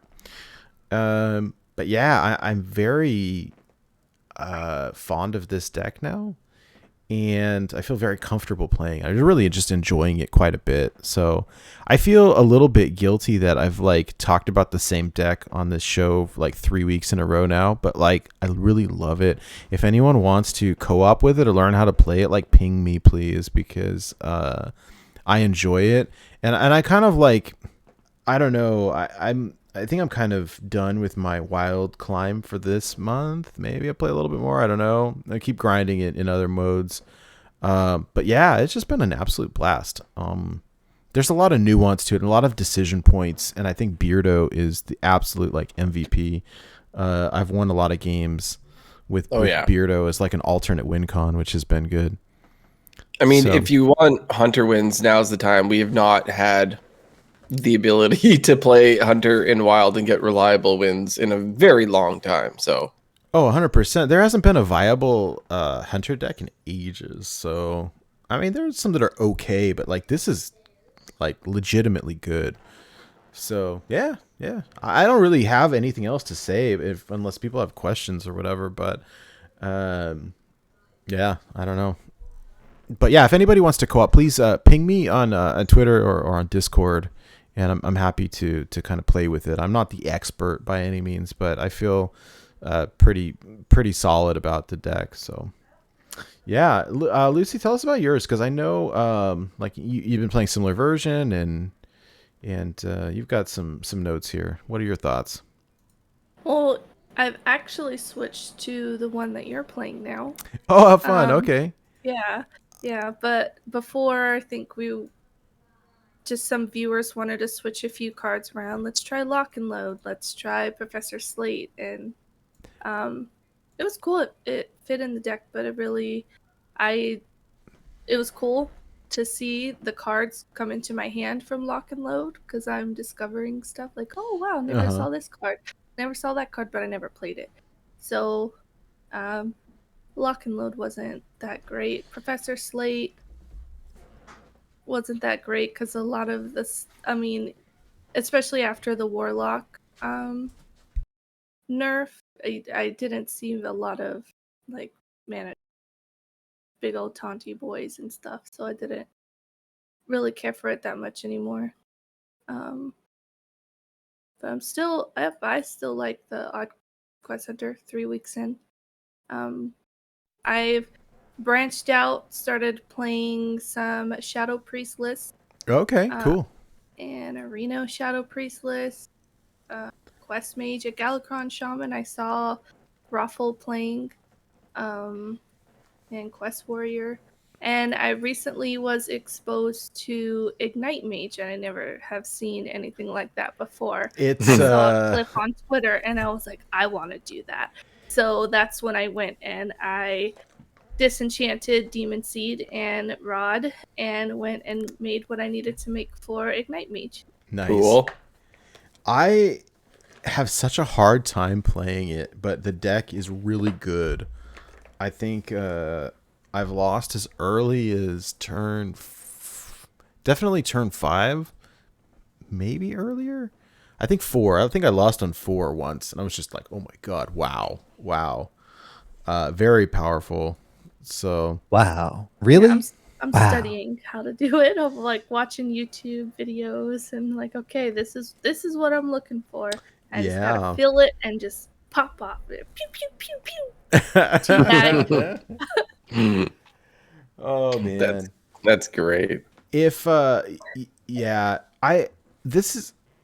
think I'm excited for you, because this is a good time in Wild right now, right after the ban, that the meta feels more diverse now than it has in a long time. Where I think over the last month it was like, okay, you play Questline Warlock or a deck that maybe stands a chance against Questline Warlock, and now there's just so many more options open up. And so that's exciting. I think that's great. So yeah, because the meta it's not instantly solved, right? And so it gives this window of experimentation before we kind of figure out some rock paper scissors. But right now is the time that you can sort of do this stuff. And I hope it actually stays like this for even longer, because it's so much more fun, right? Like when you go up against the deck and you're like, what is going on? Like, what are you really? Like, okay, cool. Instead of like, okay, it's a Warlock, I know what turn 1 is, right? Yep. I even saw some Paladin, like and like quest paladin stuff, and this is all so cool and just refreshing and exciting. It's great. I love when Wild is the Wild West. It's Mhm. perfect. I agree. That's great. Well, super cool. I heard about you had mentioned Reno Shadow Priest, and I had heard about it, but I haven't played it. But that also sounds very fun. I remember when these new cards were coming out, thinking about it, and then not being able to play it because of all of the Quest Warlock, and I would love to try that. So You probably would want to make some changes to it because hey, maybe I'm Oh, open to whatever though. I think it sounds fun to me. Just the idea of it. I mean, regardless of kind of the deck choices, it sounds like so much fun. So I'm here for that. I play it because I had just gone into Hearthstone when I guess Highlander decks was a thing. You know, the Reno wasn't. Probably before my time. Yeah. And I was But like, like well, Zephyrus and stuff. Yeah. yeah, Zephyrus. I was like, I miss Zephyrus. I still have that card. So I love yellow cards. They're great. Yeah, right. Lucy, there was actually a time before. So you know how Zephyrus, turns yellow, telling you that it's okay to play it, that you don't have duplicates in your deck, or same with the Reno, like will turn yellow. It didn't used to do that. Oh, They were yes.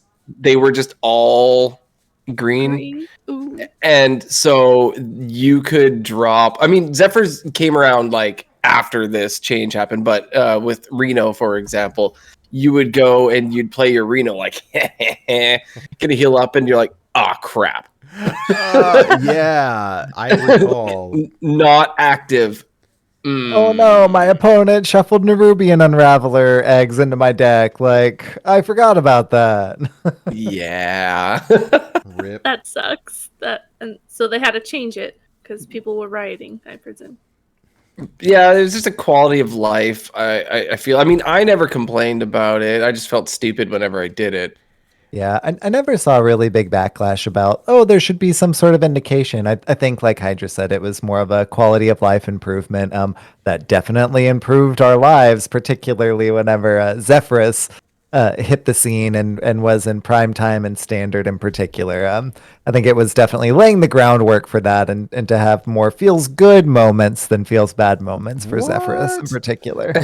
Well, yeah, because Zephyrus was actually run in a lot of decks that still had duplicates because you could draw through your deck so fast that you, even though you had duplicates, you'd run it anyway. Exactly. Yes, that is a thing. Um, yep.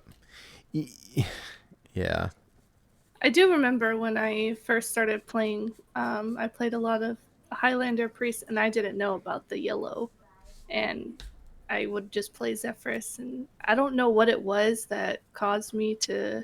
Albatross. Was Albatross in it? I don't know. They shuffled birds into your deck, probably. You know what? I think I do remember seeing albatrosses or something. Or you know what? It was Bomb Warrior. That'll do it. Yeah. I remember now. It was Bomb Warrior, and people would yell at me, "Only play it when it's yellow." I'm like, "What yellow?" And I was like, "Oh, I get it." I love calling the bad luck albatross Angry Bird. Right? Yes. Yes. That's great. Yeah. I will always think of it after last week. I'll always think of the albatross now as Spurpger, I think. Oh, Yeah. yeah. From our weekly challenge. Yeah. All right, Hydra, what have you been playing this week?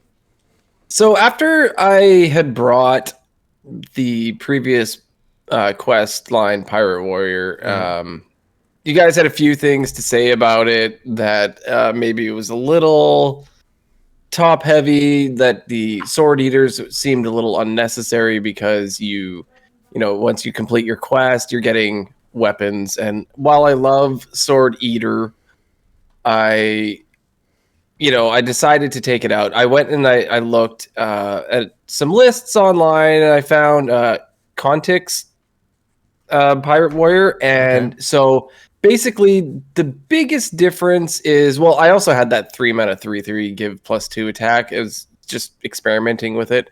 But so that had to go. And then, so dropped the Sword Eaters as well. And our good old buddy Small Time Buccaneer is back.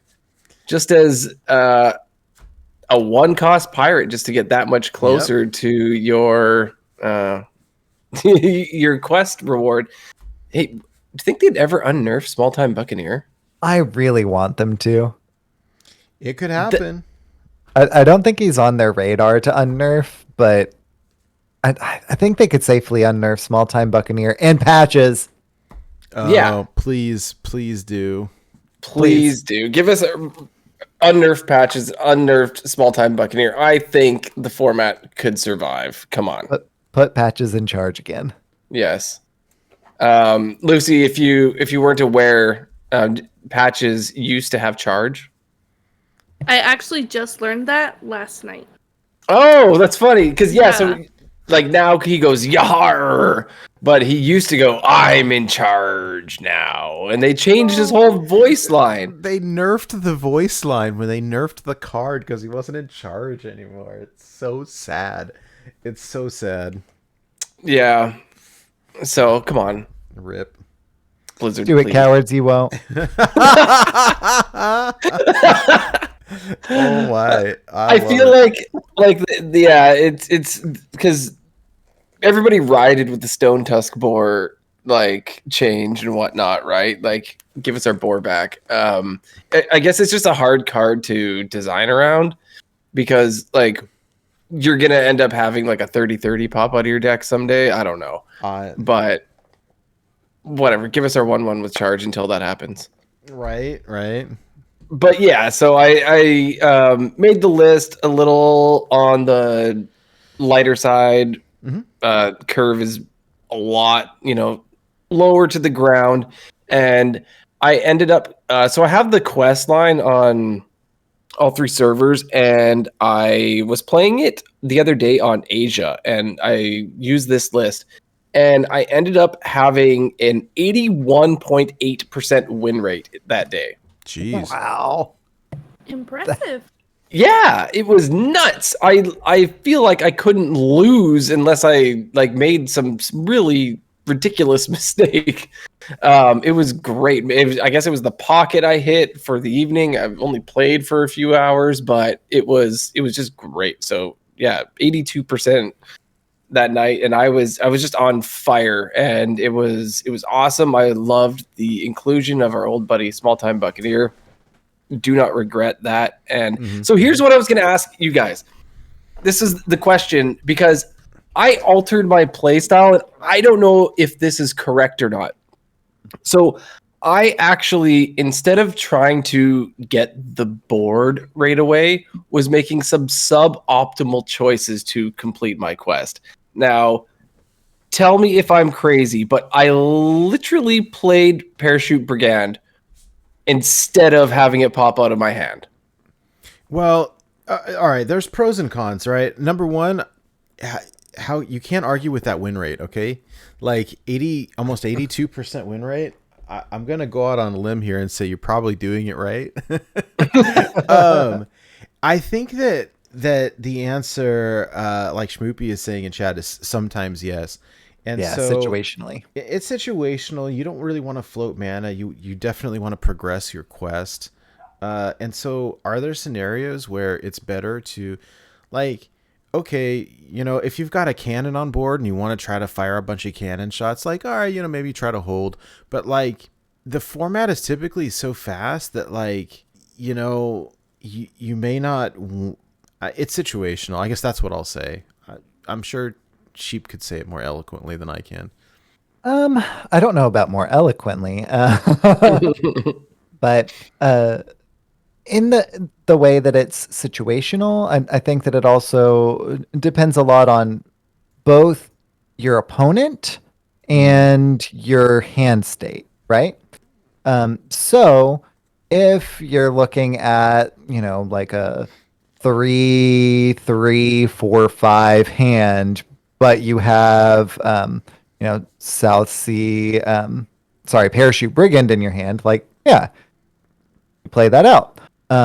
Whereas if you have things like the Harbor Scamp to actually draw more pirates and different ways to actually progress your quest so that you can draw more pirates with Ankar so that you can keep on going, obviously at that point you would want to kind of play more tempo because you have the reload with the Ankar to kind of progress your quest there, right? So it's situational in that aspect as well. I think that I typically play a little bit more kind of for tempo with that. I definitely But I do.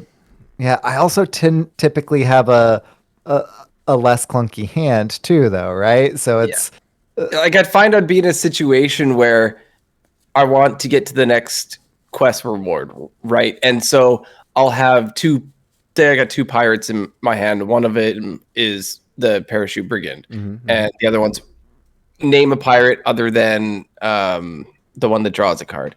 Foxtail Freebooter. Yeah, let's just say I've got Nazas First Mate in my hand, right? Okay. If I play the First Mate, it's gonna pull my Brigand out, and I'm not gonna get the ding for the quest, right? So I just fully play it to complete the quest instead of getting the free pirate on board because I'm trying to get to my quest reward instead. So I will like opt into spending more mana than I'm supposed to just to get my quest reward done. And it's worked out like so far. Like obviously it's very situational. I'm not just gonna do that every time, but I did it more often than I would think. I found myself playing Pirate Warrior a little differently than I would historically because we're trying to play them, not summon them, right?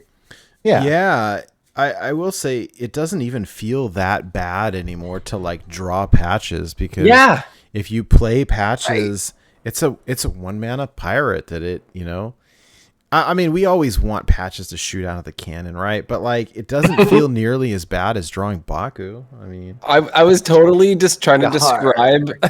I was trying to describe to my wife now that drawing patches isn't as bad anymore when we were on our commute to work. She's like, "Oh no, you drew patches." Like, it's not as bad as it used to be. Yeah, that's exactly how the conversation went. She's known your laments about drawing patches for years now, and now it's like, it's better now. Yeah, it's actually not that bad. Wow. Yeah, so that's what I've been playing. It's been great. I love to see the shakeup of the meta. I'm actually curious to play a little bit of Even Lock. I hopped on the Even Lock train a while back, like going back, I don't know, over a year ago, and I was having fun with it. But then, like, secret mages were just shooting fireballs at my face, so I decided to stop playing it. But right now, if it's viable, cool. I would totally love to, and it maybe is not the appropriate time on the show right now, but like goodness, I want to learn how to play it because the deck looks super fun, and like I just don't know the play style. So one of these days, maybe we can co-op or something. That'd be fun. Yeah, and I've still been learning it myself. Even Lock is actually the deck that I brought for us this week. Yeah, I was gonna say let's take a look at this. So. Yeah. So it definitely feels a lot better now than it has with the addition of things like Spice Bread Baker, because when you start getting lower on health than you're comfortable with, your hand is likely pretty big. You can drop the Bread Baker, heal up quite a bit. Yeah. Of course, you also run things like Drain Soul to do that as well. This particular build runs a lot of things that actually fill up your hand quicker too, or kind of capitalize on having a really big hand. So it's almost like a even hand lock more than anything else. Sure. So whenever you tap and you get Encumbered Pack Mule, it adds an extra copy. So, you fill up your hand a lot quicker that way. So that really helps. But then of course, where to go? Spice Red Baker, which we just talked about. Anetheron, which was the only card that I had here that wasn't gold earlier. As you can see now, it's now I gold. was gonna say, I heard you say was in the past tense. So I've seen a lot of that card recently. Yeah, it's gotten a lot better in our format with the nerfs, and I'm absolutely here for it. okay. Of course, the Mountain Giant that we always kind of had, and Goldshire Knoll as well. So you really want to continually add cards to your hand. And Dark Alley Pact, the 4-mana card that summons a demon with stats equal to your hand. So if you have 10 cards when you play it, it summons a 9/9 because Dark Alley Pact is no longer in your hand. Sure. I was surprised to see this. Not in a, I don't know. Like, I kept thinking that it was going to be too slow, but I guess with the quest line kind of gone, it's not anymore.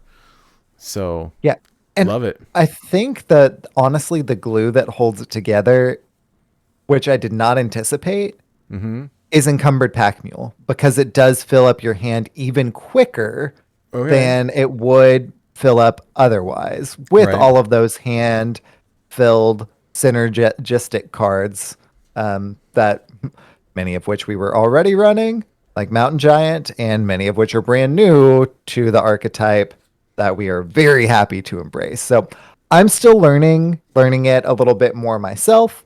I'm further along in the learning of the deck process than I would be if I hadn't played it at all yet, which I very much have.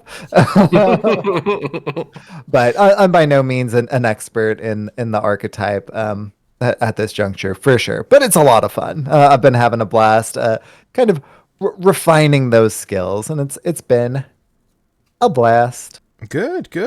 It looks very fun. I don't know. I want to see it in action. I want to see it be played, and I just am like so intimidated by this for some reason. I don't know, but it seems good. It seems really good.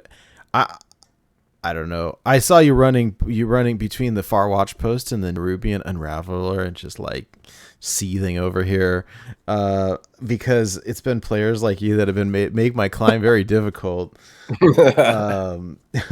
Stopping my spells, but I love it. It looks quite fun. So GG's. Yeah, and this in particular is Corbett's list that I've kind of taken and run with. And nice. Whenever you're not as familiar with an archetype, you crib off of someone who is, yes, and capitalize off of their work to learn yourself. And Corbett, of course, is fantastic people and great at the game, and this deck is very powerful. He's top. I was watching him stream last night. He was top 15 legend, so he's quite good. Yes, one might say. Just a little. Yeah. Well, cool. I love seeing gold cards. It made me wonder how many of these I have. I'm afraid to check, but I think I just checked. I'm missing the Unravelers, how do you pronounce it? Anetheron. Yeah. And I don't have Golden Dirty Rats either. I actually crafted Golden Dirty Rats a little bit earlier than I was putting this one together, because I had the dust from the golden packs. And then whenever Dirty Rat came up in this one, I was like, all right, let's go. I already have them in gold. Oh, that's great. Yeah.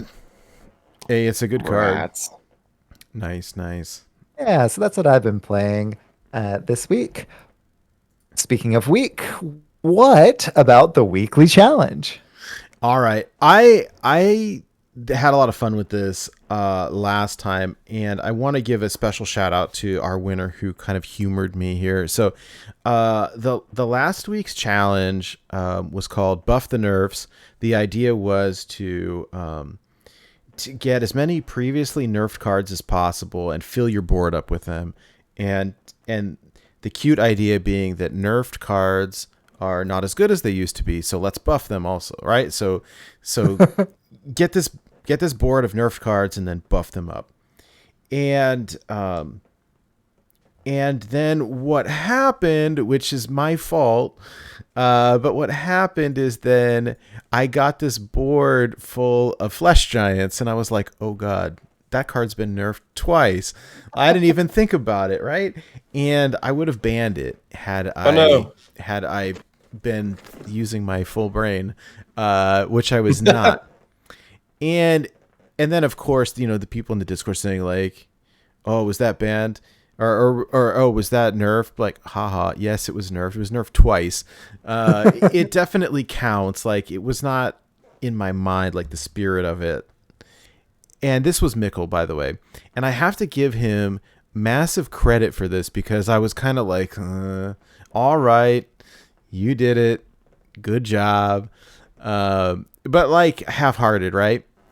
And what he went on to do was to make an even bigger board full of actually nerfed minions. I've got a big game hunter. I've got 3 Kalthasses. I've got an Aviana, one of the Far Watch posts or something, one of the watch posts, and then Polkel. Polkel. That's Polkel. Yeah. And they're all very buffed. And this made me so happy that he has won the contest essentially twice, and it was great. It was great. That this is the spirit of it, right? Yeah. I was very excited for that. So, good game. GG's to Mikkel. Congrats, and appreciate you humoring me in terms of like redoing the contest that you had already won anyways. So I like it. I'm here for it. I appreciate it. Very cool. I appreciate that too. That's great. Yeah. Hooray! Yeah. All right. We do have a fun one this week. Can I pass it over to you, Sheep, for that? Absolutely. So this week's challenge, in honor of our elusive guest this week, is Elusive. make the largest attack elusive minion you can. By elusive, of course, we mean stealthed. So the largest attack stealthed minion that you can, and you cannot use conceal. If you use conceal to grant something to get stealth later, that doesn't count. So no conceal, because then conceal is the demon seed for this challenge. yes, it is banned. Because then you put a board of, flesh giants and conceal it. I mean, I'm joking, but like, not really. I realized that those are priest and warlock cards, but you know what I mean. Conceal makes it too easy. So you there's a couple ways that we thought of right before the show that I don't want to give away here, but there's a couple of decent ways that you can go about doing this right off the top. So I will be excited to see. Yes, Burpger counts, by the way. If y'all can recreate Schmoopy Daddy's creation from last week. Huge Zombeast from Rexar, I suppose. There's a random factor to that, though, so good luck. Yeah, there are many different ways that you can achieve having the largest attack stealthed minion that you can achieve. So dive deep into the void to find the largest stealth minion you can. And once you do so, to participate, play games in either ladder or casual, not against a friend or the innkeeper or other PvE content. Your friend will help you win. The innkeeper won't try to help you win, but he will. So play games in either ladder or casual and take a screenshot and post them in our Discord in the weekly challenge section of the Discord. We will, of course, share the winner on next week's show, like we did with Mikkel earlier.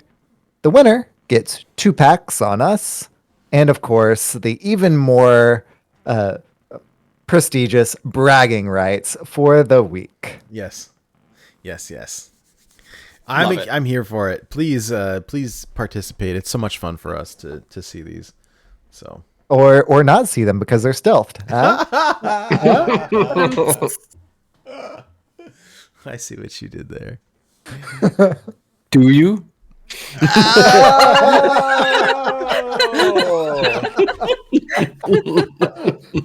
Wow. You got me.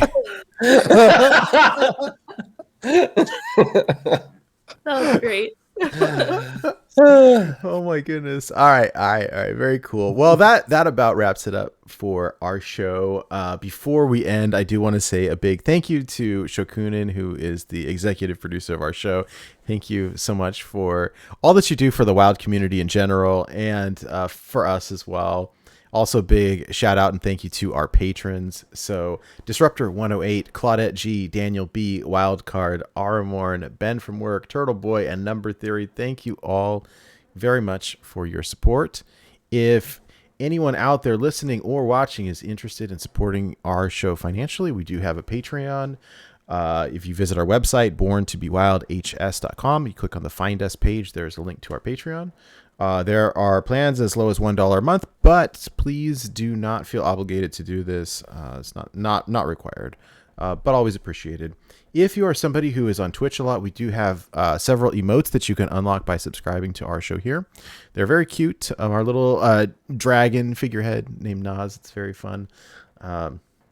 Anyways, and also a very, very big thank you and shout out to Elusive Lucy. Thank you so much for hanging out with us tonight and donating your time and just chatting with us and hanging out. It's been an absolute blast. Thank you so much for having me. I looked forward to this for a couple weeks. So I'm glad. And yeah, welcome to Wild format. And I hope that you find it accessible and that we love having you. It's been an absolute blast, and welcome aboard. And before talking to you, I never actually thought that this could be possible, but maybe they would print a Hearthstone card for teabagging. Oh, I sure hope so. I would love that. Oh my god! And the voice line would be like, "I'm just trying to get the achievement." Yes! Oh my god! All right. That is not where I thought that sentence was going. I did not either. Okay, never mind. I'm keep it PG. Jeez Louise. Okay. Hey, where can people, if people want to follow you or find your content, where can they do that? I stream on Twitch, twitch.tv/elusive_Lucy. I am on Twitter @ElusiveLucy_ as well. Post a lot of updates and anything I'm excited about, which is almost everything. Nice. Lucy is a great Twitter follow. Can definitely confirm. Yes. Meanwhile, around the internet, I can be found at Electric Sheep City, at places where that does fit, like Twitch, and at eSheep City, at places where that doesn't fit, like Twitter. Lucy, thank you so much for joining us here. It was a blast hanging out with you and getting to know you a little bit better.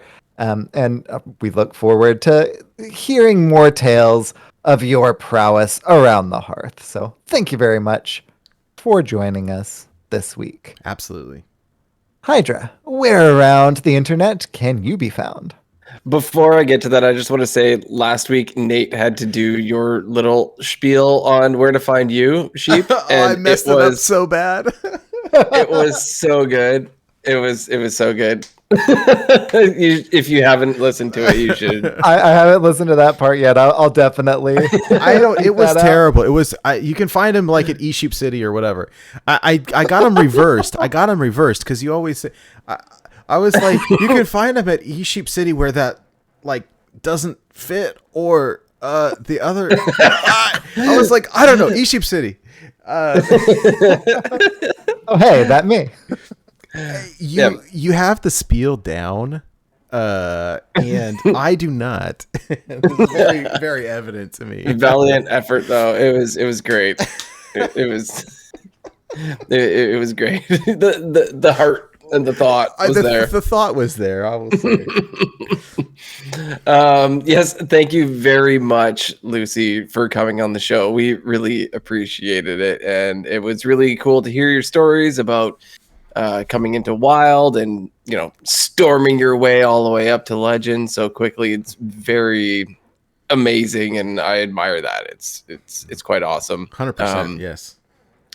If you guys want to find me, you can find me on Twitter and Twitch at Hydralisk_HS. If you want to play Diablo 2 Resurrected with me, you can reach out to me, and I wouldn't mind playing with some people because that's always pretty fun. And so give me a shout. Also, you can find me in our Discord, where we have all sorts of different channels for decks in the Wild format for every single class. There's a lot of good discussion on which versions are better. We also have pictures of your dog or your cat or wild card pretending to be a dog. That's right. Oh my god, that's so funny. It's a fun place to be. Highly recommend if you're not already there. And it's always a good time. Nate, where can people find you? Yeah, definitely. I'm pretty active on Twitter. You can follow me at NateWolfTCG. It's NateWolfeTCG. More importantly, you can find the show at our website. It's borntobewildhs.com. If you visit the website, it's got all of our stuff. So there's all the audio podcasts. There's the video version of the podcast. There are links to the lore episodes that we've done with Goliath the Dwarf, which are very fun. Really enjoy doing those. Good. There's a bunch of old parody songs, which are terrible and hilarious. We have not done any in quite a while, but they're pretty funny. And a lot more. So check that out. And I would second what Hydra says as well in terms of the Discord.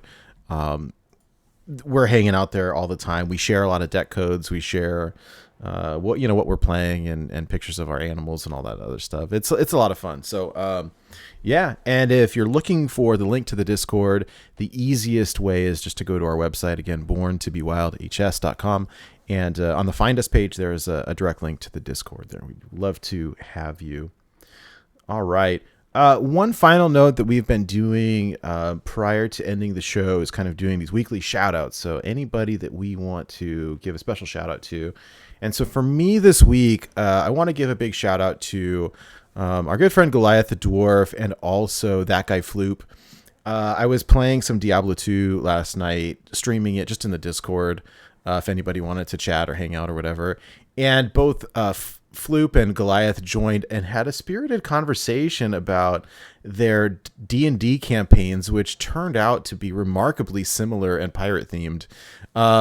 And so it was like, I was so entertained because like I'm sitting here playing Diablo. Like I wasn't even conversing so much. I was like really listening wholeheartedly. It was like just incredible how we find friends like different places across the world that we have things in common with. Like who would have known? So it was really cool. So big shout out to Goliath and to that guy Floop. Thank you for being part of our community. It means a lot to me. So, Sheep, what about you? Oh, I skipped Hydra. Sorry. Hydra, anybody you want to shout out this week? Rip. You know what? I was just thinking about it because I hadn't put a lot of thought into it this week. I had so much fun on tonight's episode, and I feel like there's a new breath of fresh air in the Wild community that's going on right now, and I want to shout out, just like, I know it took a while, but I do want to shout out the devs for dealing with the issue of the Demon Seed and doing something about it. And we know that this is a legacy format and things get crazy, but I would like to shout them out for just stepping in and taking care of it, because it was not that fun of a place for a lot of us. And now I'm having a blast. So yeah, shout out to Team 5. I love it. I love it. All right, Sheep, what about you? Anybody you want to shout out this week? Yeah, I'd like to shout out Dr. Fish. We did a co-op with Dr. Fish earlier in the week, and it was a blast helping them navigate through odd blah blah blah odd quest line hunter. Wow. And that was a lot of fun. They were pretty new to the deck itself, so kind of navigating some of the difficult turns and whatnot, and kind of acclimating them to that play style. And then it was a lot of fun. They picked up to it really well. So shout out to Dr. Fish, and kind of a stealth plug for if you want to co-op with us. We've got a co-op section in the Discord. Just say, hey, I'll be in the co-op voice chat or whatever. You can share your screen and people can hang out right there. And it's a lot of fun. We co-opted with Dr. Fish earlier and it was a blast. So shout outs to Dr. Fish. So that is mine for the week. Very, Lucy. very good. Yeah, Lucy, do you have any shout outs you would like to give to end out the show? Sure. Well, first, definitely you guys. It was very nice to meet you all and hang out with you. I learned a lot in this podcast. I couldn't contribute as much insight, but I did learn a lot. It was really cool to be a part of, and I appreciate you guys being my first podcast to be a part of. That's awesome. Love it. Thank you. You're welcome. And I would also like to shout out a couple of my play partners. They have spent a lot of time with me over the past month or so, really helping me learn. I have Fampy and Bit by Bit and my friend Kendall. They spend probably way too much time just playing against me and just helping me learn the decks before I go and take them to ladder. So it's greatly appreciated. And of course, Dragon Rider, who was my therapist. I love everyone. Dawn is awesome. Yeah. Very good. Hey, well, wiser words were never spoken, and you heard that on Born to Be Wild. Hold on to your mug. We're in for a wild night.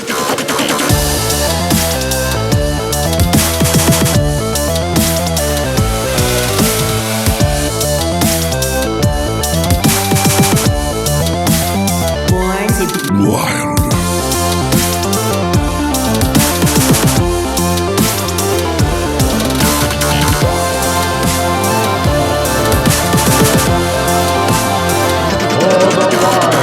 Feel the power of the wild world. That was wild.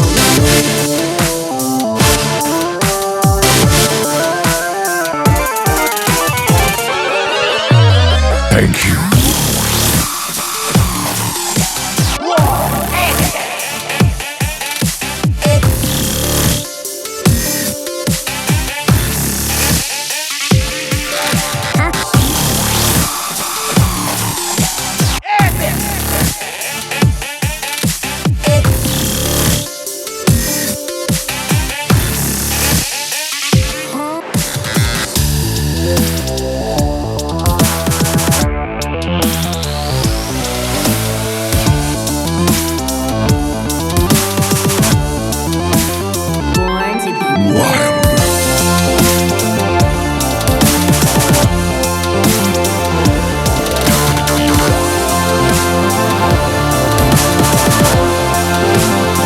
For the wild.